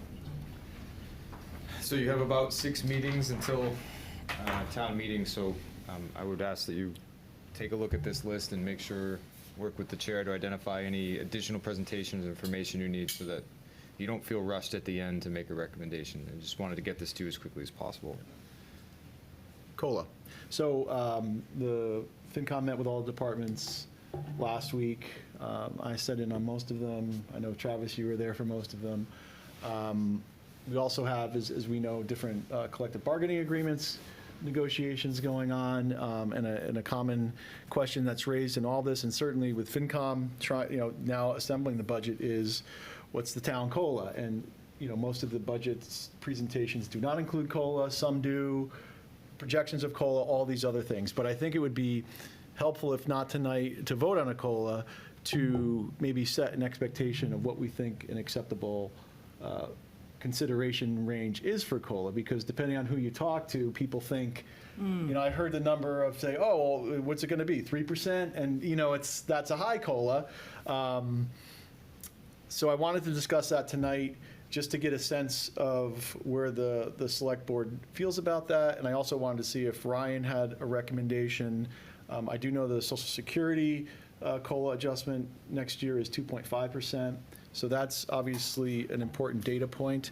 But I also wanted to see if we could put at least a bound or a range or an expectation in terms of what we're thinking, so that, because I think at the end of the day, we're probably in a fairly narrow range that would be helpful for FinCom to at least model and include in its thing, and also would be feedback in terms of the town at large. So, Ryan, I don't know, do you have a COLA recommendation at this point, or any thoughts you want to share about COLA? You could say no, There's only a small class of employee in town that the townwide COLA applies to, so Right. most people are on some type of contract. Well- So I would advocate for the employees that are on that. Unfortunately, I'm in that mix, so so it's a little awkward. But the idea that this budget could be made or not based on a low townwide COLA, I think would be short-sighted. But I don't think we can afford, a record-breaking COLA either. So in my presentation, I had done 2%, because I thought that would at least give you a look. But I haven't heard anything from any of the union negotiations where 2 would even be. Right, so that's really, On the the issue table. is never been how much, as you say, a small number of people are affected. So the actual dollars of the COLA is peanuts. It's the signaling and the benchmarking that the teachers union, police union, and so forth. Well, I will say, like, over time, and I'm not going to necessarily put this up, but I've looked at our COLA, our town COLA, since fiscal 2015, compared to, like, the previous teacher agreements, and I didn't go into police, but I know police, the current agreement is tied to the town COLA. And it's been within, even though they're separate, they've always been in the same range, and they haven't really departed. If you look at the average, I think it's 0.02% difference if you average those. So I do think it's important as a town. It's not a policy per se, but I do think it's important that we try to maintain in all these different agreements and with the town employees a Right, consistent so COLA. Remind me, I know you're in a police negotiation now. We have teachers, Police police. Teachers is now too. Yes, Are you on that? I am on that So committee. you're aware of that? Yes, So I'm- you should be the one that should actually come up with the recommendation. No, because I think, Can't, I don't think he can come out with that. well, he can come out with a recommendation here, he knows stuff, he can't unknow what he knows. No. What I've looked at, My point is. there's two things in looking at historical COLA in this town. One is that it's not like we have wildly different No, I COLAs. know. And I think, but that's important. And two is that as we're looking at, in a broader sense, when we're looking at the operating budget, and we can talk more about that another time, but there is a lot of pressure on the budget, and we say things like level service, but in truth, we cannot afford level service as we define it. Basically doing all the scope of things we do. I get it, right, but you're making my point for me. I mean, my point is that I have fought hard battles over 2 versus 2.25% Yeah. versus 2.5, right? These are battles when you have 100 union employees up the hill. Yep. You get 30 here, 20, I don't know, maybe it's not so much a battle. But those two things, to my mind, are tethered in a way. You're in the perfect position because you kind of are aware with the school committee as to where that's going. Without tipping your hand, you can help us with your guideline that doesn't undermine the negotiating position of those negotiators. That's really. And my general view on it is that a 2.5% COLA is not sustainable. Right, When you there you add go. in steps and lanes. Okay. It's achievable but not sustainable. Okay. Historically, we've been in a range. We've really stayed in a range. We had a high year recently coming out of COVID, much less than Social Security was. If they had 2 consecutive years of 6 and almost 9%, which we've always been in a range between 2 and I could pull it up. Not 2.5. The school, No, this is for the town and the the school. town as a whole, okay. Because once So you get between out of 2 and 2.5, right? Yeah, 2 to 2.5. 2.5 is almost not sustainable. All right, so 2 is, so I think, 2.25. and Social Security being 2.5, I don't see any world where we would go above 2.5%. But would you go below it, is the question? Yeah, and I don't see a world where we'd go below 2%. No, you're in that range. So I, So it's a So 2 to split the middle 2.5% and range? then, you know. yeah, Split and the I think it's difference? fine I think it's fine to not vote on it, but to just kind of echo that we Yeah. think that's a reasonable All I'm COLA. saying, right, if you look at the spend curves of, I mean, a little unfair to teachers here, but if you look at the spend curve of teachers, including, by the way, the CCHS, because they're kind of in the mix too. Yeah, and they're at a 3% COLA right now. Of a 2.25 versus a 2.5, it's a pretty, over time, it spreads Compounding out. growth. And therefore, it's a much larger issue in Right, that over time. context. Right. And so Yeah, well, and it's. I would err on the side of being a little more conservative. And we know with the teachers and in different areas, there's COLA and then there's steps and They get lanes more and different stuff. progressions. They're So, lucky they get more stuff. so, but COLA applies to all of that, and so That's right. it's not like a salary line goes up 2.5%, it goes up Yeah, that exactly. plus, Exactly. and so when you look at historically, Right. like a 2.5% COLA would consume most of what would be a 2.5 or 3% budget increase. Right, exactly. And that doesn't allow for any other cost increases. So I think it's important that as a select board, we make sure the town, all of our different contracts are all kind of working toward a common Totally goal. agree. Because Totally. it is difficult. These are all independent negotiations, but everyone's looking at everyone else. There's morale, there's all these other things. that need to be taken into So, consideration. Police, you reminded me that police, at least last go-round, agreed to abide by the town code. Is That's that correct. They agreed to a floor. They agreed to what? 2.25% floor. Floor, A floor. So if you went below 2.25. 2.25, they got the floor. I see. It's a small difference, but it matters. But generally, And we have not gone below 2.25 in the last 3 years. so I think we answered, to me, we've answered the Yeah, question. there's inflation, would all affected Okay. that. We did go 3 2 years ago because, again, Social Security, it's another challenge is people look at that and say, well, you know, we're not keeping up with CPI. No, you can't. I mean, there's 2 years of combined growth of almost 14%. Right. And if we did that as a town, well, you could do that as a town, but we would absolutely have to reduce staff. Right. So anyway, looking forward, I don't, given Social Security is at 2.5, inflation is coming down to more realistic levels. I think 2.5 is the absolute max that we should look at for the town, and I think 2 is like the min. So we're back, I just see us in that range. Yeah, And I agree. I think we should, 2.25. and we can vote on that another day. Right. Okay. But Yep. for FinCom, I would say, maybe they model, they can pick given that we haven't voted, they can make a reasonable assumption in their That's projections. generally our band. Yeah. I think that's kind of a consensus, right? Yep. Okay. Thank you. All right, so we do need to move on to the town hall hours discussion. And I think, is Aubrey? Yeah, there you are. Hi, Aubrey. Hey there. Hi, Aubrey. Hi, everybody. How are you doing? Doing great. Great. Well, thank you so much for connecting more about the town hall hours. So I know we've talked about it before, but it'll be good to revisit that. So I wanted to follow up. So with the town hall hours, as you know, it's Monday through Friday from 9 to 3. We've received a lot of feedback from residents that it's not very convenient for those who have work commitments to try to fit within that 6-hour window, Monday through Friday. And additionally, there's different office hours depending on the department. So that's not consistent, and that just increases the frustration and inconvenience. And also, when job candidates come in for an interview, it's inconsistent of what they're told will be their hours, and so there's also just some confusion even within staff members of what other folks' hours are. So that just has created a lot of confusion and frustration when public service, when everybody's trying to give public service.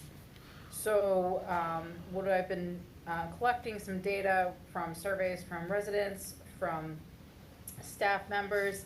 I've also gathered information from, as I mentioned, job candidates, also with exit interviews, other staff feedback, even any contractors that might come in. And I also researched the other towns in the Commonwealth and what their hours are.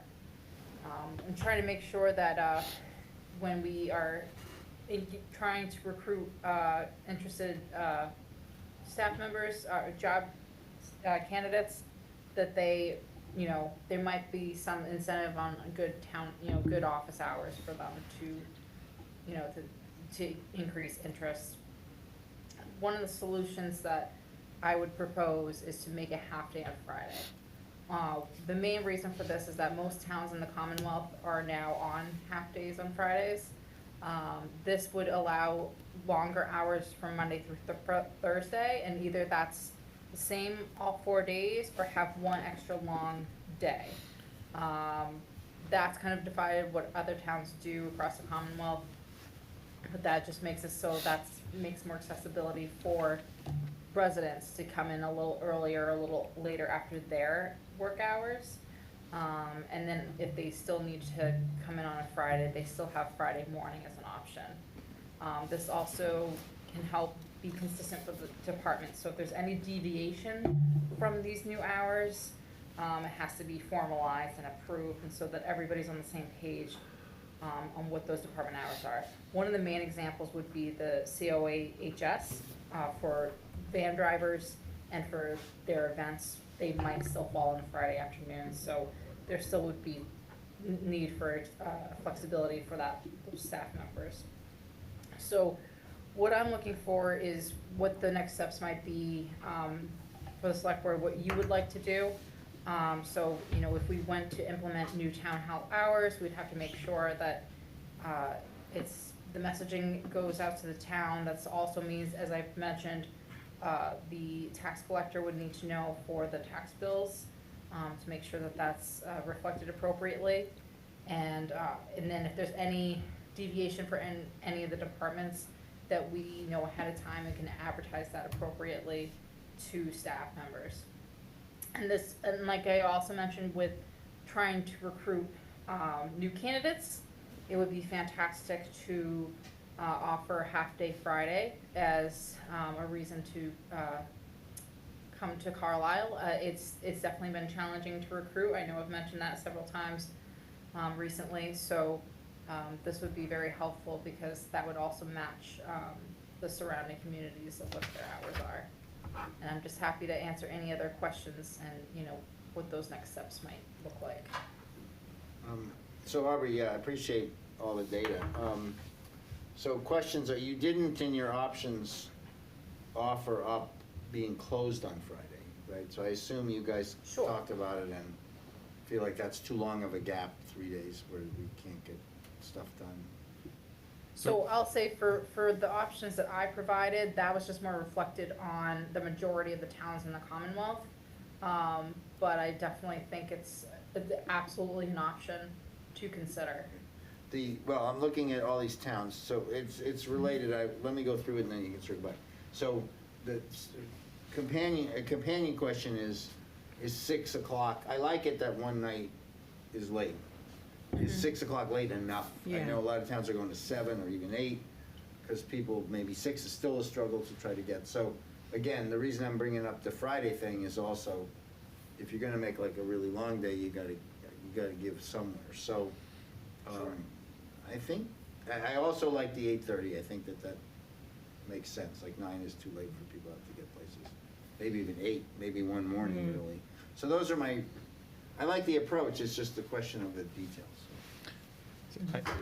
I had a couple things to add. So what we're looking for is consistency. I think this is important for residents and for staff. I do think that we can talk about implementation if you want. If there is to be a change, it's going to be slow. So this isn't going to be something that we can change overnight because of employee patterns that exist now.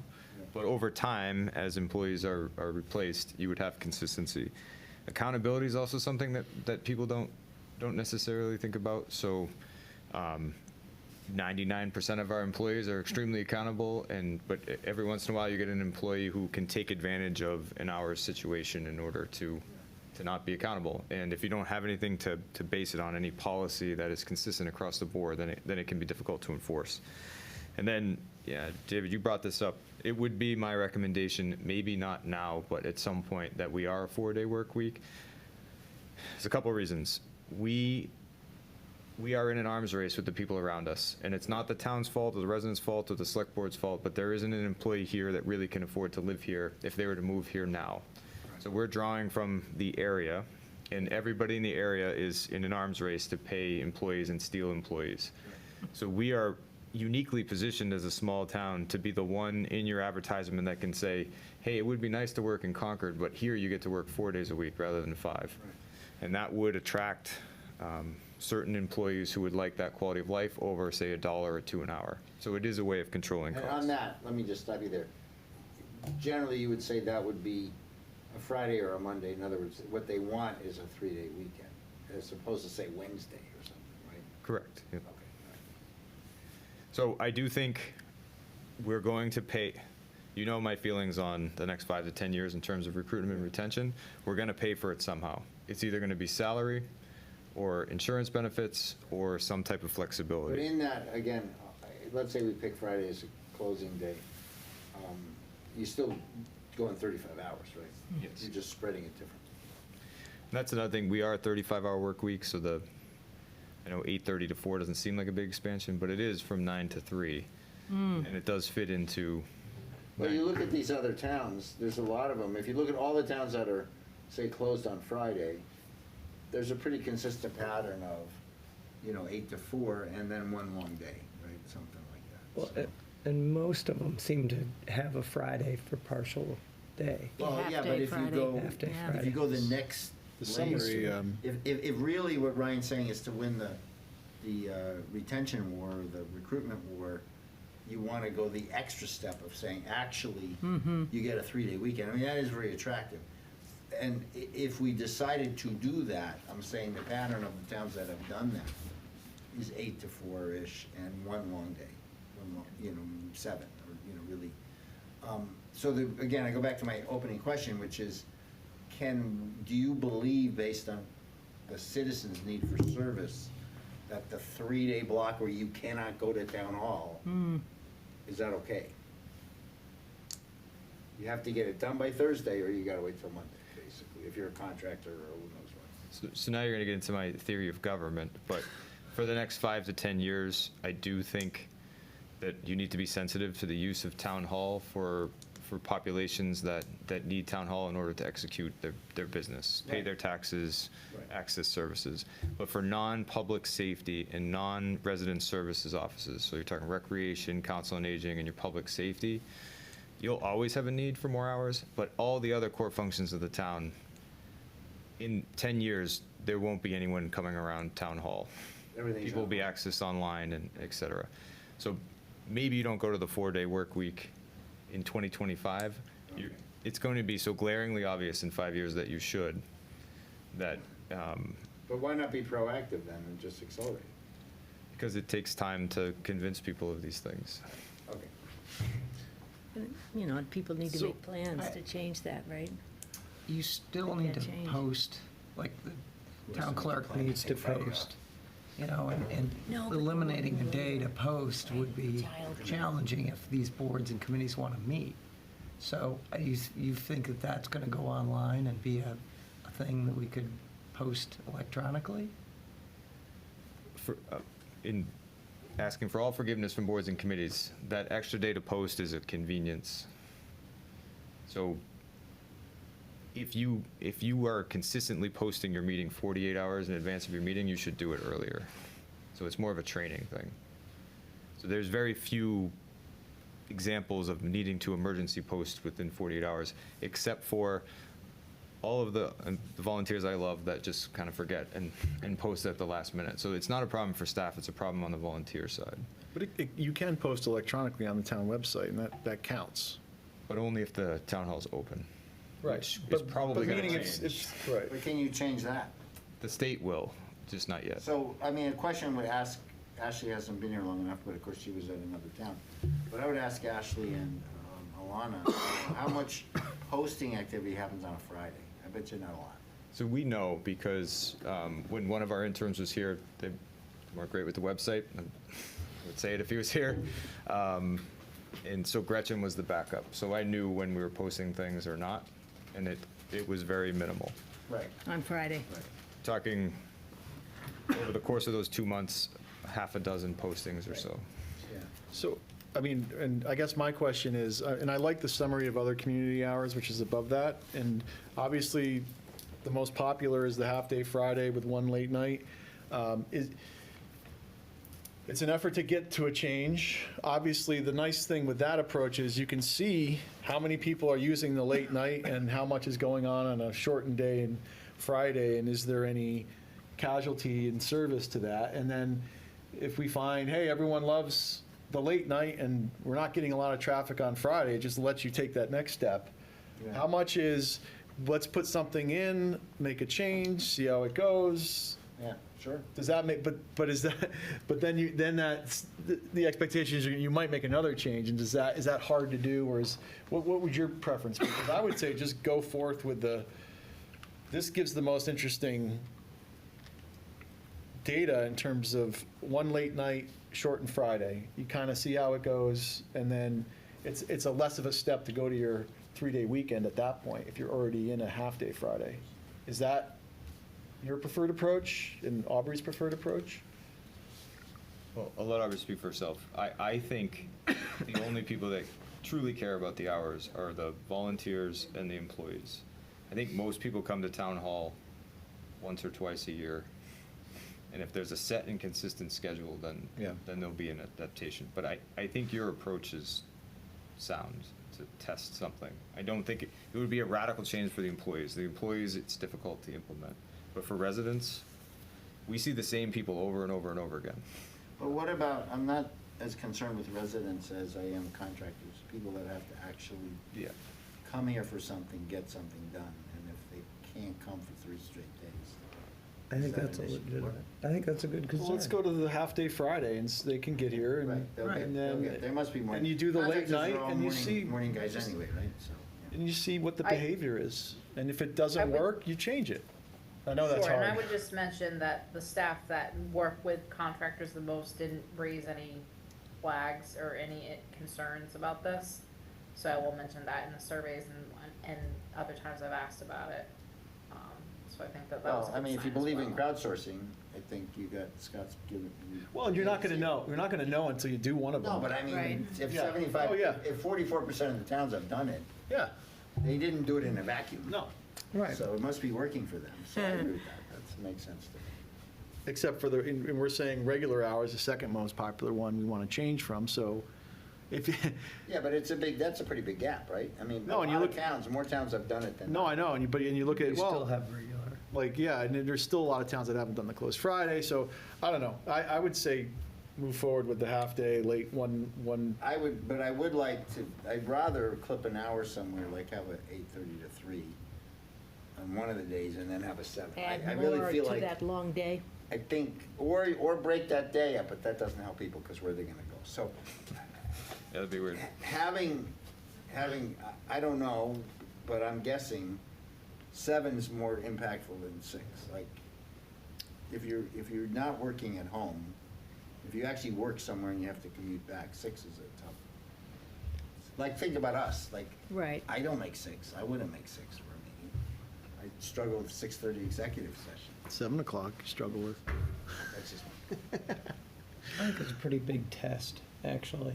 huh? I think it's a pretty big test. I personally think the Friday option for partial day Friday, but then just extending the hours, but having them consistent is a better place to start than, saying, oh, well, we're going to Mm-hmm. tell employees, well, one night a week, we're going to do this, and then have to educate residents and say, oh, Okay. when's the late night? Okay. But that's my personal opinion, Yeah. based on what I'm seeing. I don't know. But I like I actually appreciate this, Aubrey. Thank you. You did great research, and I think, this is where we're headed, is trying to be, think about how we can run the town more effectively and attract and retain employees. And Right. this is a way to do that, so. So what are you looking for from us? Well, either let us do something, delegate it to us. Do it. Or we schedule like option A, B, and C, and you vote on it. I mean, you've heard our comments. I think you're in the best position to make the Yeah. tactical judgment about half hour here, hour there, but I think we support short half-day Friday. Yep. And then where's the best use of those additional hours? Like, is it pushing everything back a half hour? Is it going one day later? I mean, you guys can determine that. And then we'll see what it looks like. If it doesn't work, we'll hear about it, right? Like, and we can change it. Just one comment on that is, I think it might be easier for residents if the Monday through Thursday are the same hours all the time, all those days, and then just the half day on Friday, rather than having, You don't think there's a group that really needs to get here late? well, there may be, but but I think what I'm hearing is we're Just not extend, right. really, I mean, I don't know, maybe that's one that Ryan, you and I would Aubrey defer to think them. really should Yeah. be tried out, but I'm looking at that option, and so. It gets confusing with, Well, what time is because it open today? what you've got is, Friday you're open till 1, and then you have Wednesday and Thursday, and Monday you're open till 3:30, and then you have the Tuesday when you're open later, and that just, You don't think our citizenry is smart enough to figure that? well, not smart enough, but it just, you know, it means you But have it's- to stop and Oh, look you it up. did a It's like the survey. way I, It's you like know, the dump schedule, the or transfer like the station. library, right? I have to go look at my little magnet on the refrigerator to people- remember what the hours are for the library. But to Ryan's point, the people this is for, they're not going to the library the town hall once a week, right? You have core hours, right? Yeah. Friday's short, and then there's one late night that the people that need that know, like, oh, I got it, Tuesday's the late night, or what. I don't know. You guys know who comes in and what goes on, and the employees know what people want and don't want. So I would just say, reduce the Friday, and then figure out the best use of where to shift those hours to. I mean, they know it better than we do. I agree.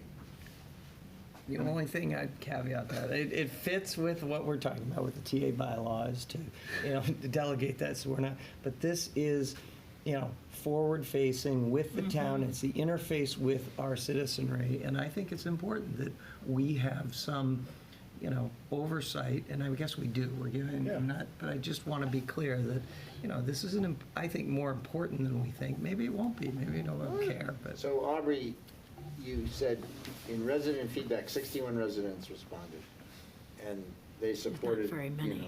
shorter hours, et cetera. Did they not mention, or did you not prompt them in the poll about what they felt about an evening a week? I'd have to look back at the original survey. Because the data you get is very dependent on how you I frame don't know the how question. specific I was at that point. Okay. But my understanding from staff, because we've had a lot of meetings about this, is that, and you might know more than I do about this, it has been tried in the past of having one late night, and it wasn't really utilized, that allegedly nobody came in. Right. But I don't know how advertised that was and how long that lasted, and if residents were aware of it for very No long. one comes in, then I think too bad. Like, then it's not. understanding the service that you're trying to provide Yeah. is important. So if it is the one-off person that can come in at 6 o'clock because they're trying to pay the tax bill or apply for whatever, then I really think the town should be considering more flexible staff so that one or two people can be here until Yeah. 6 o'clock Sure. rather than the Yeah. whole town hall Right. being Yeah, here. that's right. You only need a few people that are forward-facing. But you would need agreement on that concept in order to execute it across. But my point is the people who would come in at 6 o'clock, it would be for a meeting or some type of directed service. Very few people that would just swing in at 6 o'clock because of their work schedule are paying their taxes, not through a mortgage or not online. Right, Contractors are working during the day. right. No, that's fair. Three statement. key staff here don't work on Fridays, and as a testament to some of the stuff that I'm trying to get across, I don't think you could name them, and I don't think the residents could either, because the service is provided, we figured out how to do it. Okay. It's just one of those things, I think it sounds good, have Well- more hours and do whatever, but the bang for the buck is so small. So you don't recommend that? You don't recommend the late? I don't know that person wouldn't just be sitting around All right. for the one-off. So you guys Just do, I agree Barney- with Scott, Barney just and I are- go do. half day Friday, and you guys decide.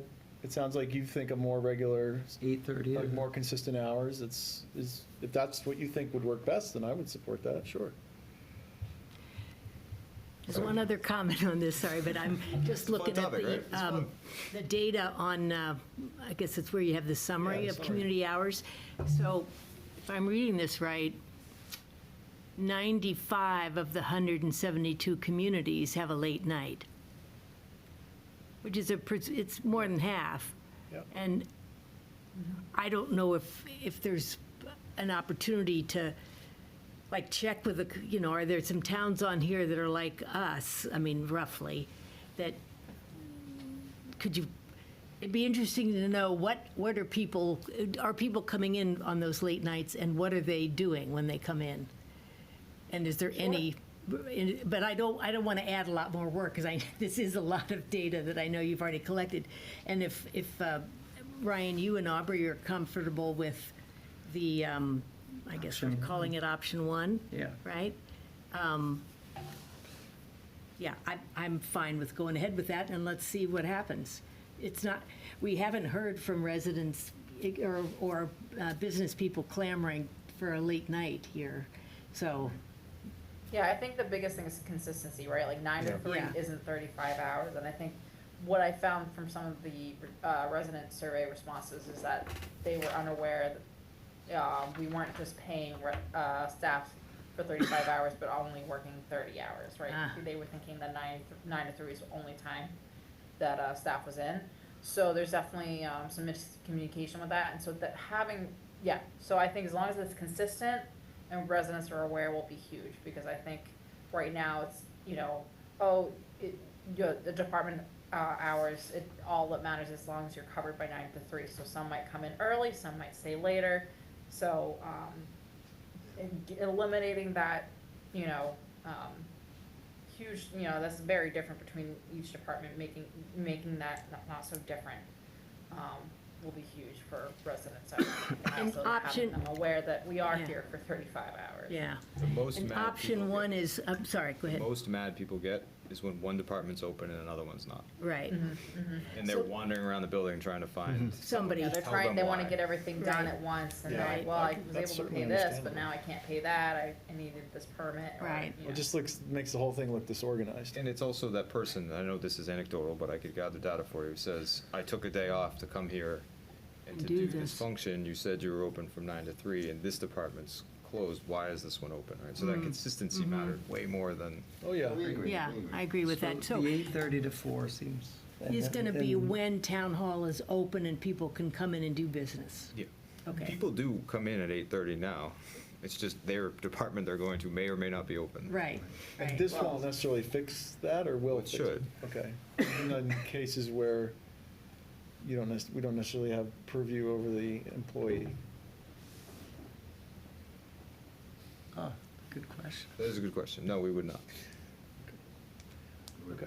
So, We're moving in that so I direction. think that, I don't know, do you need a vote, or, I think this is a consensus from the select board, that option 1 would be our preferred option. Yep, we're gonna do it, and we're gonna blame Aubrey. You can still blame Don't us. blame us, we're setting the policy. I would never. We're setting. And what are you thinking for when you might, when it might be appropriate to actually implement this? Are we talking 6 months or So fall? this one is me, sorry, Aubrey, so probably July 1. Okay, And there will be, at town hall, I'm only talking now, half a dozen employees that will have to have some exemption. But the idea is that they would bring their alternate schedule and it would be approved. So that could also be Right. consistent. right. And then anyone hired new would have to pick hours on the schedule and not some alternate schedule. So we would honor old agreements and slowly Mm-hmm, move in a direction. okay. And Got this it. will also give time for the tax collector to have that on the new bill, because I know I've mentioned in a previous Mhm. meeting that that needs to be reflected Right. by law. Okay. Good. You accused us of punting in the past on this issue, and here we've tackled it, so, Well done. All right, thank very you. good. Thanks, Thank Aubrey. you all so much, appreciate it. Okay, thank you. All right, moving along, we're going to handle the appointment policy. I think, I don't know That's what was me. written, yeah. on Nothing. this. Nothing. We- I approve. So I don't think the select board needs to vote on anything tonight, and I want to try to make it really short about what this is, why this has come up, and it should be fairly straightforward, but I'm guessing we want to wait till the next meeting to actually make a decision. But just quick history, back in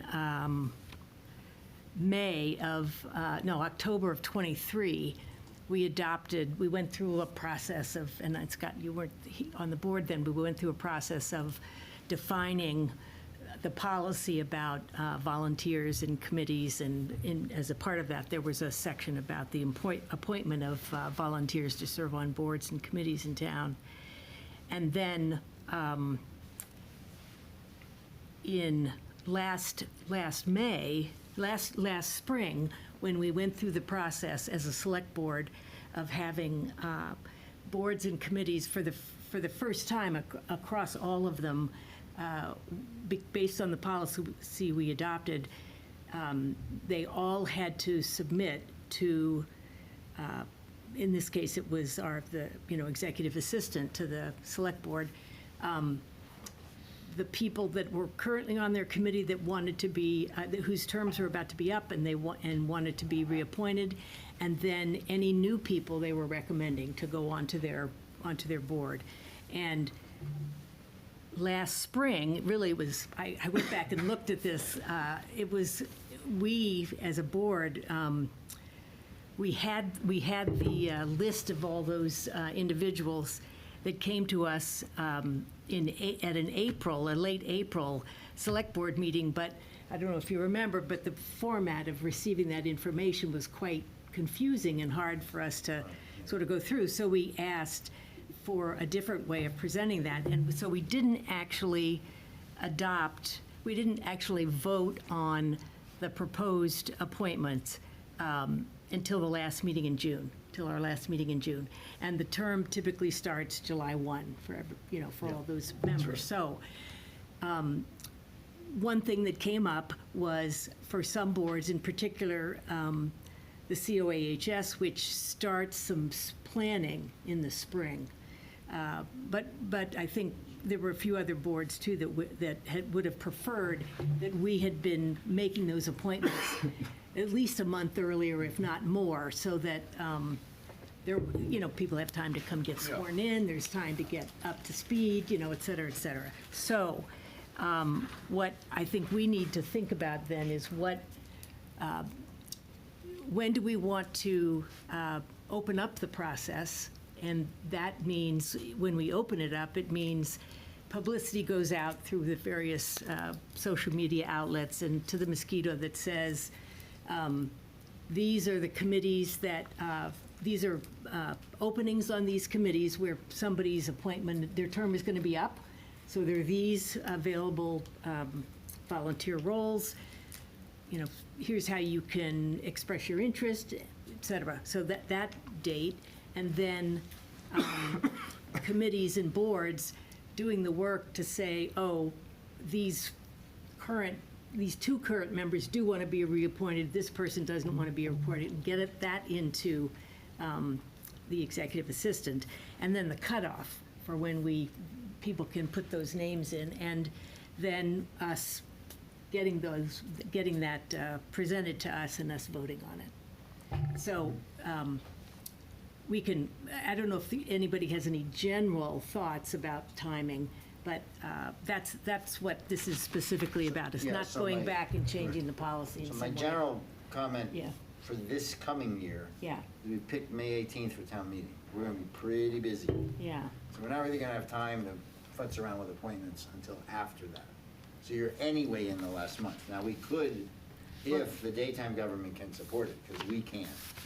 If Gretchen and Al can, or Aubrey can support polling all the boards and committees and getting them to, make decisions on, are people gonna re-up, are they not gonna re-up, et cetera.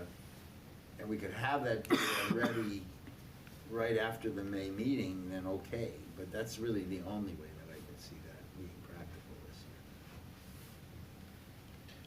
year. Every committee I've ever been on, it's like, Yeah. you don't even think about, You don't even think about it. and that's not true of every committee, but it's like until the person's off and they're like, oh, we got to fill this seat, right? yes, Yeah, I'm yes. not really sure it's a problem that needs solving, because little happens in the month or two after the town meeting, and especially as late as it is. Yeah, well. Not a lot happens, and if they miss a meeting and then they catch up in August. Well, maybe one of the things we those of us that were involved in that policy, one of the things we decided was that we wanted to be consistent, and we wanted any individual here in town that was interested in being on a committee had the opportunity to put their name forward. Right. And one of the things that has happened is, for some groups, and in particular the Council on Aging, Yep. they, just it's sort of historically been, they've started their process earlier. Okay. They're more prepared maybe, or We can they encourage that, want to, yeah. and they want to in a sense, do more screening of people that may want to participate. Have them Yeah. come to a meeting, see if they show up, and after they've been to the meeting, are they still interested? And, have sort of more of an interview process that some committees and boards do. So there's nothing to So- prevent advertising and communicating those positions earlier, right? Again, a lot Just of they won't committees do are it. just, they don't start Right, doing it I until they know. need to It's do not it. on If a the committee wants to do that, maybe we know what seats are coming available. We could. Well, that's why I say it's on the daytime government. Somebody Yeah, has so to you do could, it. but you could go back T-minus 3 months and just put the posting up, and then those committees can start recruiting people or talking to people and on their own time, and then Right. by the time we get it, it's fully, it's baked, and we can move on it afterward. I'm good with that. Yeah, Or we might consider if a board or committee is ready and it's been publicized, right? Because the one thing in the policy is, I think we said 2 weeks, has to be publicized for 2 weeks, right? But let's say that's been done and a committee is ready to, put forward their But you wouldn't- group for the next year. What would we think about that coming before us and getting approved Sure. I mean, earlier? we do that every then- meeting. a question though, Yeah. if it's, say it's 2 months early and we appoint someone, but the seat's not open for 2 months, you know what I mean? We're appointing them for 2 months. That's okay. Right, they I'm can't okay. begin to actually vote on Do they all anything. start at different times too? Is there like a No, consistent- they're supposed Is to it all all- start July 1. I don't think the proactive ones who come to us with Yeah, we could. is a problem. We And it's could great to agree knock that. those- I think that knock would be those early. off. It's the deluge Yes. of ones, No, oh and my At the gosh. last minute, right. So-and-so's not on the celebrations committee, oh gee, like, what are we gonna do? Like. But if we just advertised all of them No, I think anyway, that's a good idea. then we don't have to go, oh, geez, we gotta advertise it, keep it up, at least you Yeah. said we've done that part of it. Yeah, Right, well, and encouraging, that's what I say, if, I'll use Gretchen, she will shoot me, but if a person in town hall were to actually contact the chair then and say, by the way, You have, these people are up, please tell us who plans to re-up and who doesn't, because we need to, you need to think about, like, Right. replacement, there's nothing wrong with. and she did some of that last is that year. hard coded in it anyway? Like, is there, in that system, is there any kind of reporting that says, here's a report of the seats that are coming open? We track it. Yeah, so Internally, so if I And you said, can oh, look on the website, it's easy, every Yes. committee's listed and it shows their term, when their term is up, No, so. but it's challenging the chair to say, Yes. Barney, your You term is know, up, right. are you planning to Right, re-up or are you Right. not planning? You Right. do that 2 months ahead. but you Yeah. still wanna, and in terms of advertising, I mean, I know it's put in the Mosquito Yeah. and put on the website. I mean, is there a world where we just take out like a half-page ad in the Mosquito and it's like, here are the openings in Carlisle, and, because it's always at the end and it's always like one Yeah. piecemeal. If it was more organized and more consolidated, you could just do it all in one shot early on.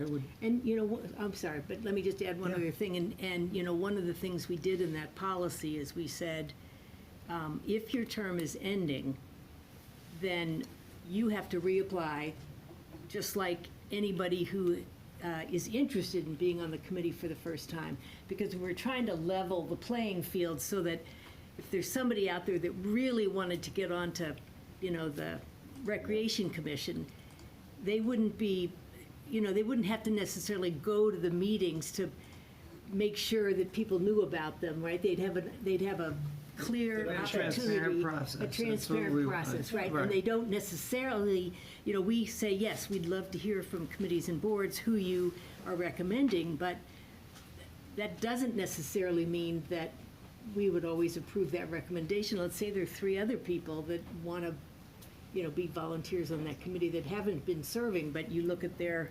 background and they look like Right. good, that's, changes. that was the rationale We of the wish, policy. yeah, that was the rationale of the policy. And I so- think it's been a good policy. One of the things though that we hadn't really considered was, or maybe we did, but is how much staff time is Yes, involved in this. yeah. And that's Yeah. one of the things when we talk again about making government, work efficiently and thoroughly. And Yeah. for us, I think that should be a consideration of whatever this policy is. So if it requires Gretchen or whoever the assistant is to do, hours worth of additional work, I think that has to factor into our decision here, what to do. I mean, I think Scott's suggestion, like, if we were to publish the list of openings, to your point, Committee. agnostic as to whether there's an incumbent or not, these terms. Right. There's, 3 vacancies on this board. I think, and encourage, and maybe that ad is a good idea, encourage people who are interested, like, you could have the chart, the committee, the The URL. openings, and who to contact, like the chair, right? And Yeah. please get your interest in. We don't really control, if we do that, we'll help ourselves get some more people. It's up to then those committees to, if I email, Scott Jameson and say, I'm really interested in rec, or, like, he's like, yeah, come to a meeting, like, then it's on me and him to Right. figure that out. Right. We don't get involved till later, they come back and say, all right, these are the candidates, but at least we could, maybe accelerate that, so it's not a last minute thing. The truth is, generally speaking, if an incumbent wants to re-up, they're probably gonna re-up. This is probably not gonna Well, because we haven't Yeah. had very many cases where we have more people interested than we have Right, slots, but, right. yeah. Do we need a vote, or No, what's the? I think what, my thought is, maybe Aubrey and I and Gretchen can be. Yeah. then try to come up with a timeline. I you know, love for the this. idea. And if we have a list, it's Yeah. probably too late town meeting, but that's something you could, Well, that's right, Well, town meeting, you could. you could give the Oh, I was handout. just, you could- and did you talk about that in your study group at all? Because, About openings? well, no, just, I thought it was your group that said the way we have it in the back of the book. Well, we would like to. Is sort of useless. Right. Nobody We would really like looks at to, I that. think, again, that is a little line item. We'd like to utilize the screen more effectively. Hmm. So we could put up, for example, when we honor people's service, we could put the list up rather than, and we could, we could Hmm. Maybe list. do openings or something, yeah. We could. Yeah, We're not looking for anyway. more things. I was Okay. just going to ask Aubrey, is there anything you wanted to add in this discussion? Yeah, so just kind of revisiting, advertising openings. So that was already the standard, I think, for quite some time, even when Jen Gibbons was here to be in the Mosquito. We have expanded on that since then, so if there's any openings, then we include those whose terms are up and they might be still reapplying for their position again, but we still advertise it as an opening. There was a little bit of a point in contention actually last year about that. There's not actually an opening, I'm just gonna be re-upped, so we were advertising that, so not only in the Mosquito, but also social media and other, places. So, it wouldn't be really additional staff work because Gretchen, it was, as everybody's mentioned, Gretchen already was reaching out to folks asking if they're interested in, continuing another term, and they'd have to apply again and everything. So it was a first for a lot of the committees last year to do that, but they're getting a better understanding of that. So we could do this a little earlier, especially for the COA, if they're, and let's say an opening happens in the middle of a term, let's say somebody resigns, it's easy to say that there's a vacancy. We're doing that now with some, so it shouldn't be that much additional work. So that has been, done in the past, so it's not really extra staff time, but yeah, if they're looking to have us start that earlier, that's not a problem. And so I think I'm also hearing from some of you, or maybe all of you, that once we open up, once we say, okay, put the word out that these committees have openings, that if a committee is ready to come in with their proposed members earlier than July, or, June, or end of May, we're fine with that.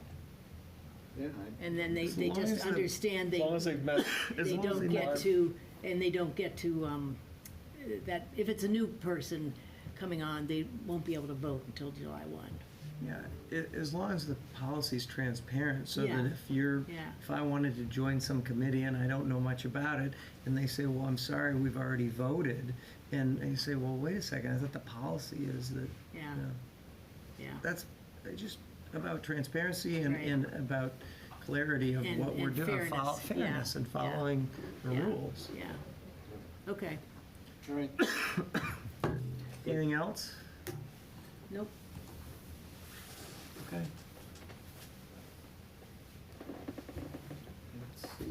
I think we're moving on to Yeah. town TA report, unless Okay. there's anything else. I don't know if you wanted to see this. Pass it around. Report. TA. Report. All right, good evening, everyone. This is my town administrator report. So starting with the first floor remodel we've been discussing a lot, we have a finalized contract with Joyce Contract Interiors out of Westford. They're going to be reallocating space in the town clerk's office and the COHS. The goal here is to create better employee space, workspaces, and also a more welcoming area for the COHS. This area right over here next to us will allow people to come in, sit down, spend some time at the COHS, and I think get better services. Right now, the way it's set up, a resident comes to the door and they sort of feel like they need to be welcomed in or asked in, and we want them to just walk in and get those services. So I think it's going to be great. In terms of our human resources updates, we are still actively collecting resumes for 3 Department of Public Works positions, a driver laborer, heavy equipment operator, and mechanic. We did have a good interview today, and we think we'll have an offer out for a driver laborer. Also, we had a very competitive process for the public safety administrative assistant with 5 strong interviews, and believe we have a final candidate and job offer heading out soon. This is all from our HR director, Aubrey Thomas. We approved an expansion of our HR software platform, Bamboo. We've been rolling that out slowly. This next enhancement will digitize our onboarding process. We just created a new checklist process and implemented it for the first time, making sure that we're having an extensive onboarding process that welcomes new employees. We believe we've been having some success with it, and this would be the next step to formalize it.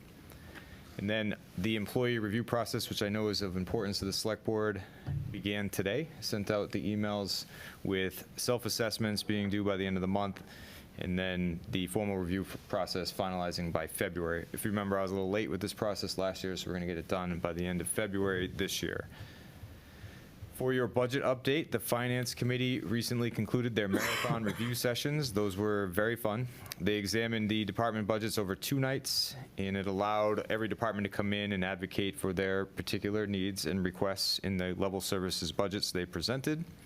2 more meetings are scheduled in January, one to debrief the marathon sessions, and then a second one to come up with the first draft of their recommendations that they'll eventually bring to you for a presentation sometime in March. As you know, this year's budget faces significant challenges, including large proposed increases in both school budgets, rising healthcare costs in excess of 10%, the 28% plus Middlesex retirement assessment increase, and then other basic increases and no reductions, unfortunately, that are going to likely make this budget exceed your guideline of a 3% tax bill increase without significant change to the budget. Last month, later this month, I'm sorry, a couple things are going to be coming in. The governor is expected to release House 1 on January 23rd. This is typically done on the first day of the MMA annual conference. That'll be our first look at state aid numbers. We should know at that same conference what the first draft of numbers from Maya, our health insurance provider, is. And there will be continued refinement of school district budgets in the coming month per the staff over there. An update on our Corey Auditorium lighting project, so we can announce that it is finally done. The upgraded space is now hosting productions and will be fully lighting the annual town meeting, which we've been talking about tonight. Thanks to Sarah, our sustainability coordinator, who does a good job chasing down every dollar. The town secured $14,000 in rebates. This will come and eventually turn into free cash for your use next year. And the LED fixtures, surprisingly, how much power they put out, are expected to save the town more than $7,000 annually. I which can is vouch for the new lighting, having been on the stage Yeah, for the tonight. choral concert tonight. Yeah, it's great, and it's a little powerful for the person standing on the stage, but very nice for the audience too, I'm sure. Yeah. So with $7,000 a year annually, I did some quick math. When they replace this in 30 years, we'll have made our money back. All right. So we'll put it into a fund for the next lighting system. A Couple quick capital project updates. Our culvert analysis is complete. This report will be coming to you soon. This is going to look very similar to the road maintenance presentation you received, grading culverts and understanding where we may or may not need to make significant investments in our capital planning. Also, the elevator maintenance project, which is going to be a significant part of the capital plan, is going to be coming in on time with exact cost estimates so that when you do present, if you're willing to present to town meeting this cost, they'll know exactly what it's going to be for future borrowing. Of course, we have many important building construction projects going on in town right now. I'll start with the library renovations. I met with the trustees last week.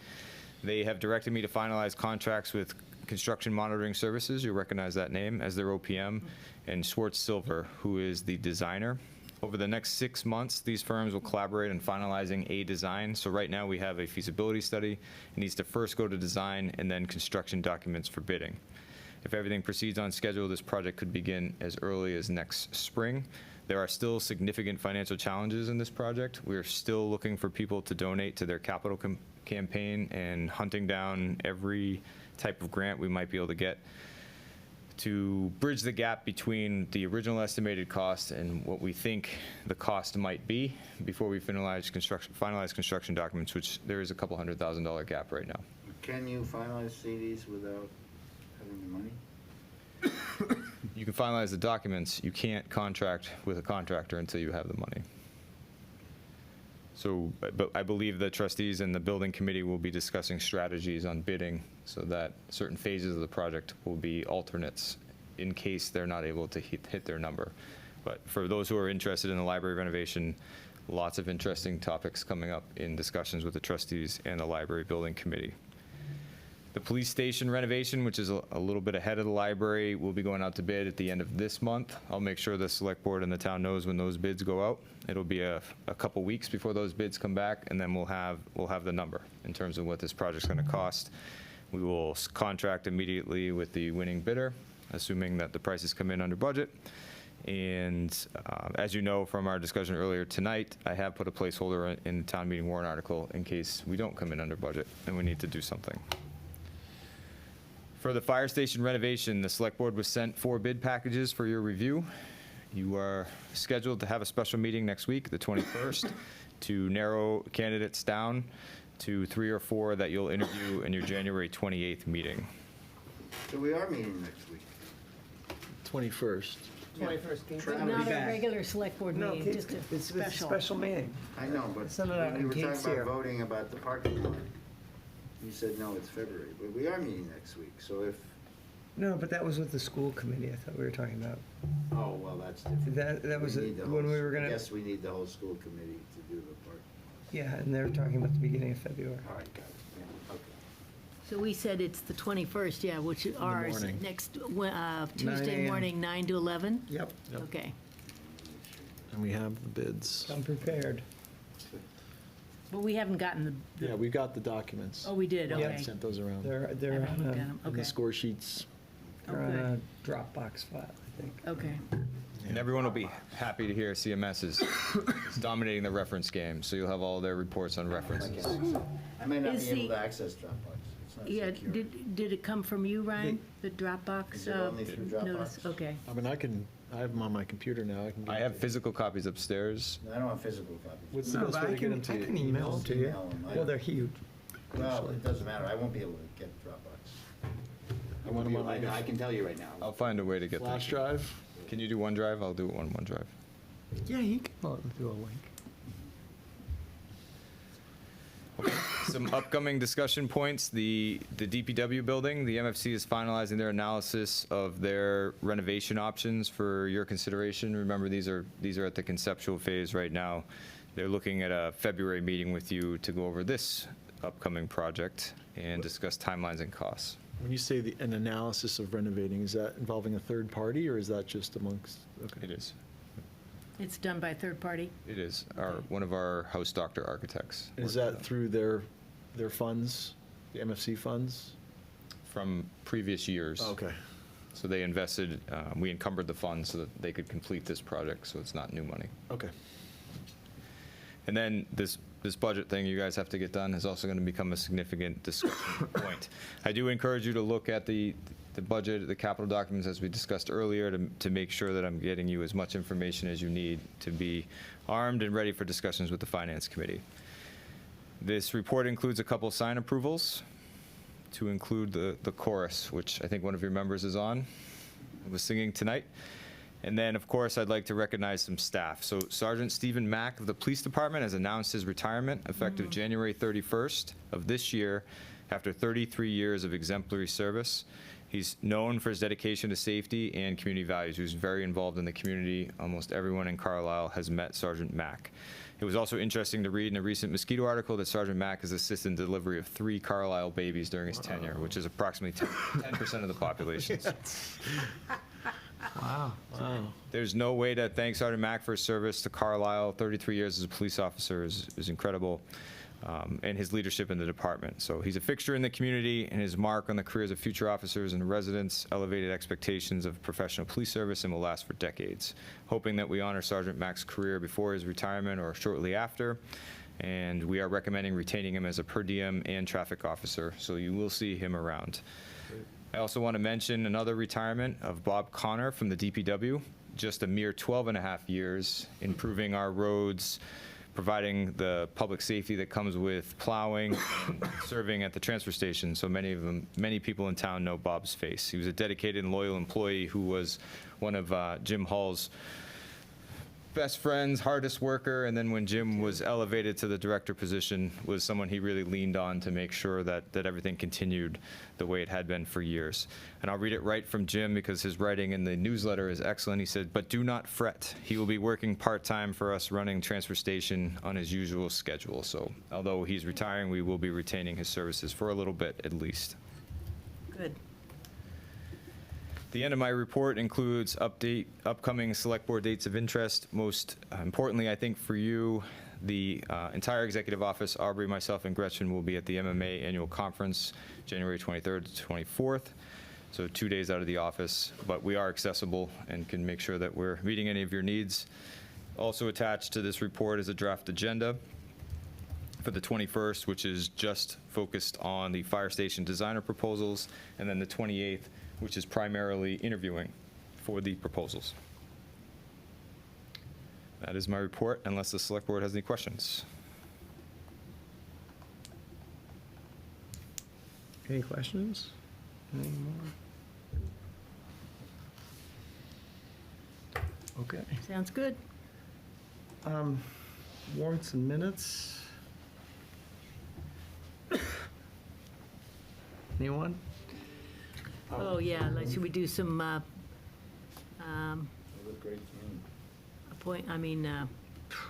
motions? That'd be great. Getting there, let's see. Thanks, Julie. Hi, Julie. Thank you, Julie. Yeah. Do we want to do these one by one, or do people have any comments on any of them? Or can we just do them all together? I think you can do them all together. Okay, so I move that we accept the select board minutes of Tuesday, November 26, 2024, and the minutes of course, boy, some of these minutes are long. The minutes of Thursday, December 5th, 2024, oh, they're right in there, oh, great. There's one that December says I 5th. wasn't at, so I guess you have to call. Oh, That's our piece of the whole planning board meeting. I thought I was there, but maybe I wasn't recognized. Were you virtual? No, I was here. Isn't that what we all Yeah, we were said? sitting right here. I yeah. was there. Oh, and you says you weren't? Well, I guess that has to. Those were not written by Gretchen, so just tell her you were there and we can have them added. Okay, great. Then All we right. can vote them all together. And then the minutes of December 9th, and then the minutes of December 10th, 2024, as written. Okay. Second? Okay. The only comment I have was that none of these actually say minutes on the top. You don't have to change it, but going forward, maybe you want to say minutes, or, to describe what you're putting forward. I don't think there's a certain standard form they Wrap your Well, knuckles. it's says- down there on the lower left, Oh, but is it's it the lower teeny. left? Well, it just, Oh, you're right. It it's does say teeny, though. teeny minutes. I Uh, just thought the heading says Carlisle Select Board, gives the Right. date, where it was and Right. everything, but it doesn't say minutes, Minutes. official minutes Right. or whatever. right. Sorry. All right. It is what it is. So any other comments, questions? All right. Voice vote? Yeah. All in favor? Aye. All right, none opposed. All right, so we've got those done. Liaison reports, is there anything anyone wants to? Kind of already covered that one, and more to come, you know, when we have the meetings really soon. I did sit in on the planning board meeting last night, Julie's left now, but the agenda for the upcoming planning boards to tackle this is extremely aggressive, I would just say. The planning board to tackle the, MBTA. yeah, Hmm. bylaw, on top of all the other stuff they have. mhm. So that's all I got. We were informed of a resignation on the school committee, so Yes, right. we will have to work with the school committee to appoint someone to fill that position. How long I'm already is- working with them. They're How long's I've the already, term? the chair, It's just to the end of It's this. just Sarah 4 Wilson. months. Yeah, 4 4 months. months. Till July 1. Right. Yeah. So Aubrey is taking care of that, and along with the town staff of Okay. publicizing, and Gretchen, publicizing. And I talked to Sharon, and they're prepared to do or meet jointly with us at our beginning 1st February meeting. Okay, good. But we just wanted to finalize that, so I'll work on the agenda and make sure that that gets on it. But I got one more. Yeah. And it's not, I haven't talked to Mark about it, but I know that came up in the budget discussions on the liaison of the cultural council. They're asking for money out of the money to be included in the town operating budget. They've utilized grants. I'm not sure, I think the question was raised of what's the process for a request that's not a department? And so I don't know if, it was kind of one of those, well, what does the select board think? So I don't know if we should invite him in here as a select board to hear the request and then give our position to FinCom, or if he should meet with FinCom. I'm not sure what the right, Who's that? the cultural council, their request Yeah, 'cause they're for not a operating town funds. Body, Mm. they're independent. I think that's important. I was at that meeting too. Yeah, well, I don't know the exact amount, but they're looking for, so they've existed off of a small amount of grant funding. If you recall, during ARPA, we sponsored some cultural events. They've expanded that. Now they want to put in the request to the town to become part of the operating budget to do that. So within the budget process, they didn't meet with FinCom because they're not an existing department. So Right. they didn't hear his request. The question is a process one. Do we want to have him come talk to us first, and then we could tell FinCom our position, or should he meet with FinCom? Probably come talk to us. I think FinCom, my read Okay. on it was FinCom was looking to us because it's kind of a policy, Yeah. decision of, is this something that the town supports, and at what level would we want to support them? Yeah. And- So I think that was one of the things I was going to talk about with agenda for upcoming meeting is to Yeah. potentially have them. Yeah. Spoiler alert, it's going to be a very difficult year to broaden the services the Right. town provides, but I think we should allow Mark the opportunity to Oh, clearly. present to us and hear what he's planning. And- So yeah. maybe we invite him in, we would probably want to invite him in the next couple of meetings before we were to meet with FinCom. Right. I don't know what people think. Is that something? Yeah, I was going to suggest we do that. Okay, Put you want me it to reach next- out to him and then coordinate with you or do you want to? Yeah, let me, tomorrow morning, I'm going to be setting the kind of timing of the agenda, and if we can fit that in, we'll try and do it. If there's a place, a time and a date, let me know, and I Yep. can circle back with him and see if he's available. That'd be great. I mean, the other thing, we just, also, I'm sure we're all thinking about this, but is the precedent then of other non-town This- groups? This is similar to like Wanting a to- Center Park type request where, I think we have to, in terms of something that was. We turned them down, though. Yeah. No, well, Not saying, we don't know what we're going to do, but I think it's Right. valid to meet with them. Oh, yeah, absolutely. I'm just saying, I think we also need to just be it's not just specifically about his request. No, I It's think, understanding that this would be something new, and it would be outside.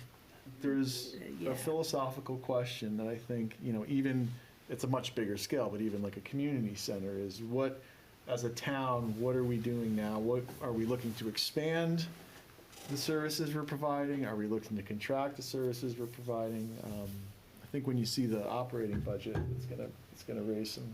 Right. Well, I'm also thinking of other groups in town that provide a lot of, benefit to the town, but Yeah. if they, Well, yeah, and are we again, prepared for other groups to come in and request funding in the future, that's all. Yeah. yeah, I think we have to give them the opportunity to at least, one of us, either us or FinCom, to make a request. Yeah. And if other I think it groups should come to want us, to make a yeah. request, then, we don't have to allocate a ton of time. I think Mark can lay it out pretty quickly. We'll fit it on the agenda somehow to do that. Yep, okay. You all are aware of the TA bylaw, just as an update, that What? John Is it TA bylaw?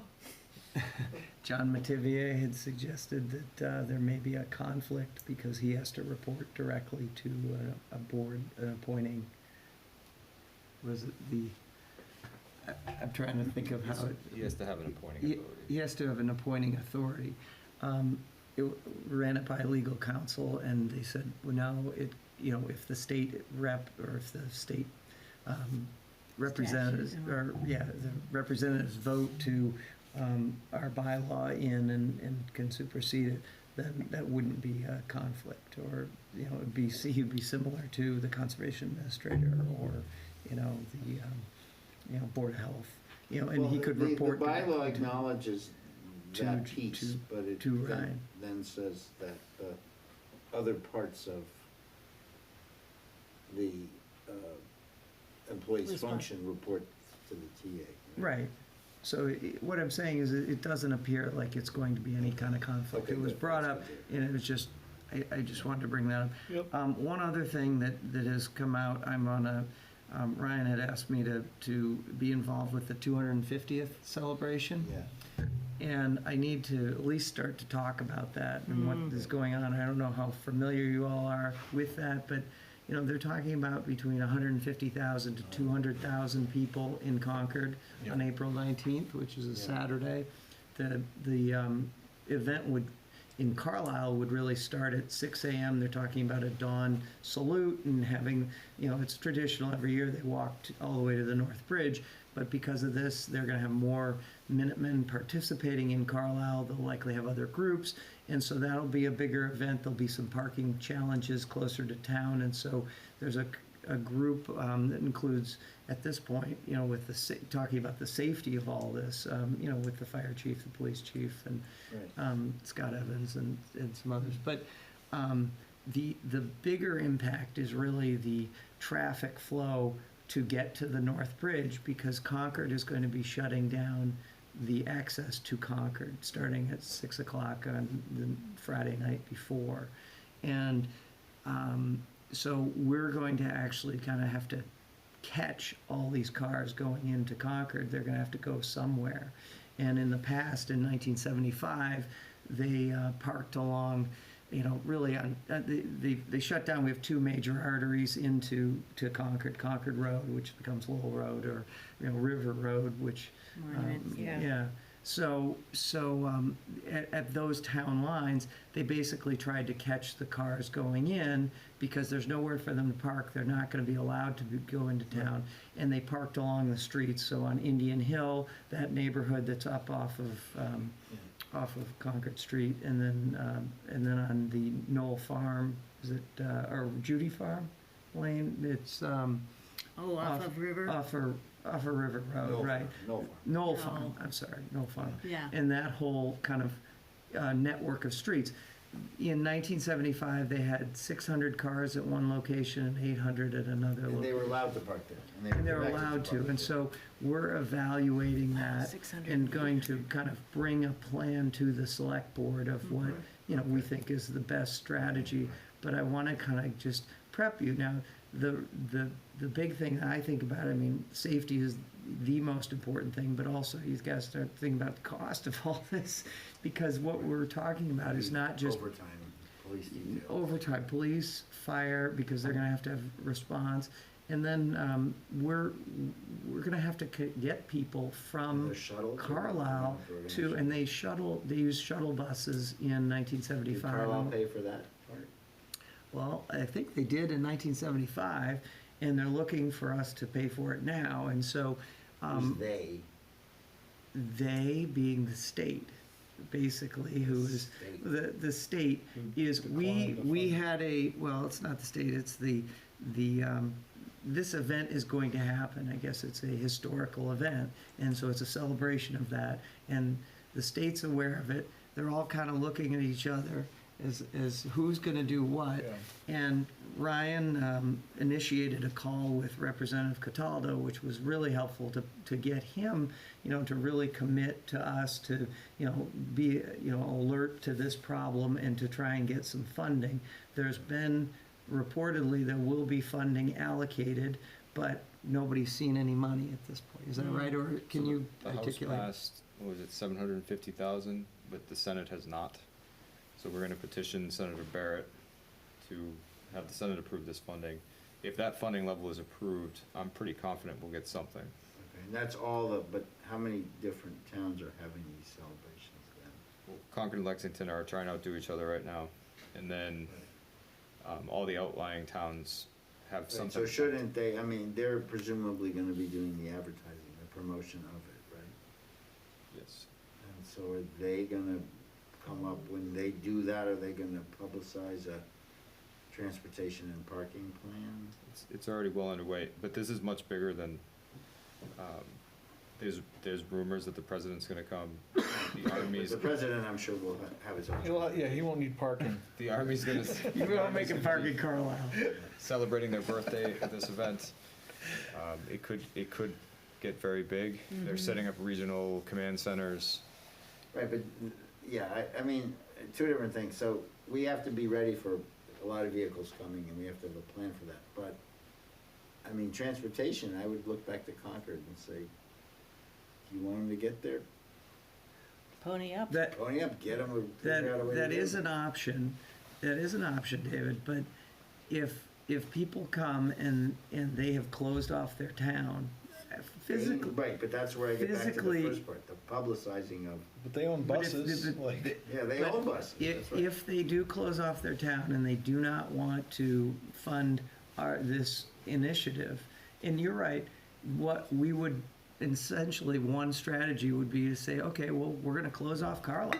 And, you can't come into Carlisle because we can't absorb all your traffic, so we'll push the problem out to Chelmsford or to these other. Well, And that's not a great solution, but I would say, but isn't there an official, aren't they having people, directing people to go to Hanscom? Isn't there a plan? There is a huge plan. They have parking in Waltham. They're gonna bus from Waltham. Right, They're gonna that's what bus they from need to do. also, well, they've got a lot of people. But you can imagine how many people are gonna drive, and this isn't just for those. This is for our residents. So we have to Well, think we can- about, we can if certainly- you wanna right. go, Right. You if gotta you walk. wanna go, you gotta walk. no, you could be bused if we wanna pay for it. No, I'm saying if we don't wanna pay for it, we say, Yeah, you walk into, no, we have to publicize our transportation and parking. Are they closing at the border? Like the yes, Carlisle Concord yes, border? and they're Yeah. talking about even physically closing with trucks or, to really, Barriers. Right, really have So we it clearly closed need off. to tell our citizens, these are gonna be closed. And if you wanna get there, you basically have to, you can park here and you have to walk. I have no Or problem with bike, that. or- That's- But we also don't want everyone outside of Carlisle saying, well, I don't want to go from Waltham, so I'm just going to go get as But close as we I can also get. have to Because publish that could become a real cluster. You guys- So that is Yeah, one. This is one- turning into what we've been talking about in the small group. Just to understand the magnitude, Scott said 750 people marched in the last, so we're expecting somewhere around 1,000 to 1,100 people to march from Carlisle to Okay. Concord. So just those cars alone is 300-400 cars. But how many Yeah. can we, we got a lot of roads. There's a lot of roads, right? So, Yeah, we should make this its own agenda item, but the, I was just giving a background. Yeah. Just Yeah, the consider big this, picture. this is not for really, we're not solving anything, and we're gonna have the 250th committee right, or something come. I don't think we want to become an unofficial official parking area where we're like, come bus in from Carlisle, because don't you think we would I just do get not believe we deluged? should provide transportation. We should not encourage people to park here. We're not Anscombe. Okay, I think- this was just, this is my committee report. Yeah. This is not the venue to, let's Okay. discuss We're it. still in We're open gonna have more to discuss and Okay. have an official presentation. But I want you to be aware of it. That's No, what don't I'm. worry. Yeah, So it's complicated. just again, I'm trying to give context. So Scott said 80% of the town participated the last time? 8%? 80. 80. Of This Concord or town? Carlisle? So Of he Carlisle? he expects 2,000 to 3,000 people to be going to Concord from Carlisle. Right. So the idea of everybody walking Is that to realistic? the one shuttle bus, that's why it's gotta be discussed more. Right. Because if there's this massive, and then people invite their friends and family into Carlisle, so it could be thousands of people wandering the streets. And we just need to be prepared for, I mean, We don't want it to We be a charge mess. $50 per car. well, to funny you say that. So the next time, I'll put that on the agenda. I have some strategies. for Yeah. it. Toward the Not me. fire. We've had some clever ideas. Caleb, we Yes. invited the mosquito to the next meeting to discuss the logistics, so Yes, we'd love to have you. not gonna tell you tell you to report, but maybe wait until it's more. Yeah, maybe, yeah. That was just in So my we're like committee report. VIPs but- at this parade, so we gotta walk too, right? I'm walking. Well, that's a different Maybe thing. not 6. We were invited by Concord, so I think we can participate in the Concord event, but I think that, I'm not sure if the timing works to do both. Or we're gonna have to, Get a I'll find out helicopter. and report back on that. Right? How will we get there? You're gonna have to march. How are your walking Patriots shoes, Day. Barney? April 19th. April 8th. April Yeah. 19th. April We're 19th. gonna get a helicopter It's that Saturday, yeah, or a hot air balloon, April 19th. Oh, my gosh. and we'll just float away. It's All right, gonna are be we quite done? something. But yeah, that would be great if, that'll be a whole new Oh my gosh. discussion point. The month before town meeting. Yeah. Well, Oh. This is And why that's the lead into, What's that? right, that's the Why they put beginning the of the school vacation week. oh, yeah. I would think we'd want to stay. Okay, Yeah. I take a motion to adjourn. So moved. All right, all in favor? Aye. Aye. Okay, thank I you. think if we get a TA bylaw passed, Ryan should just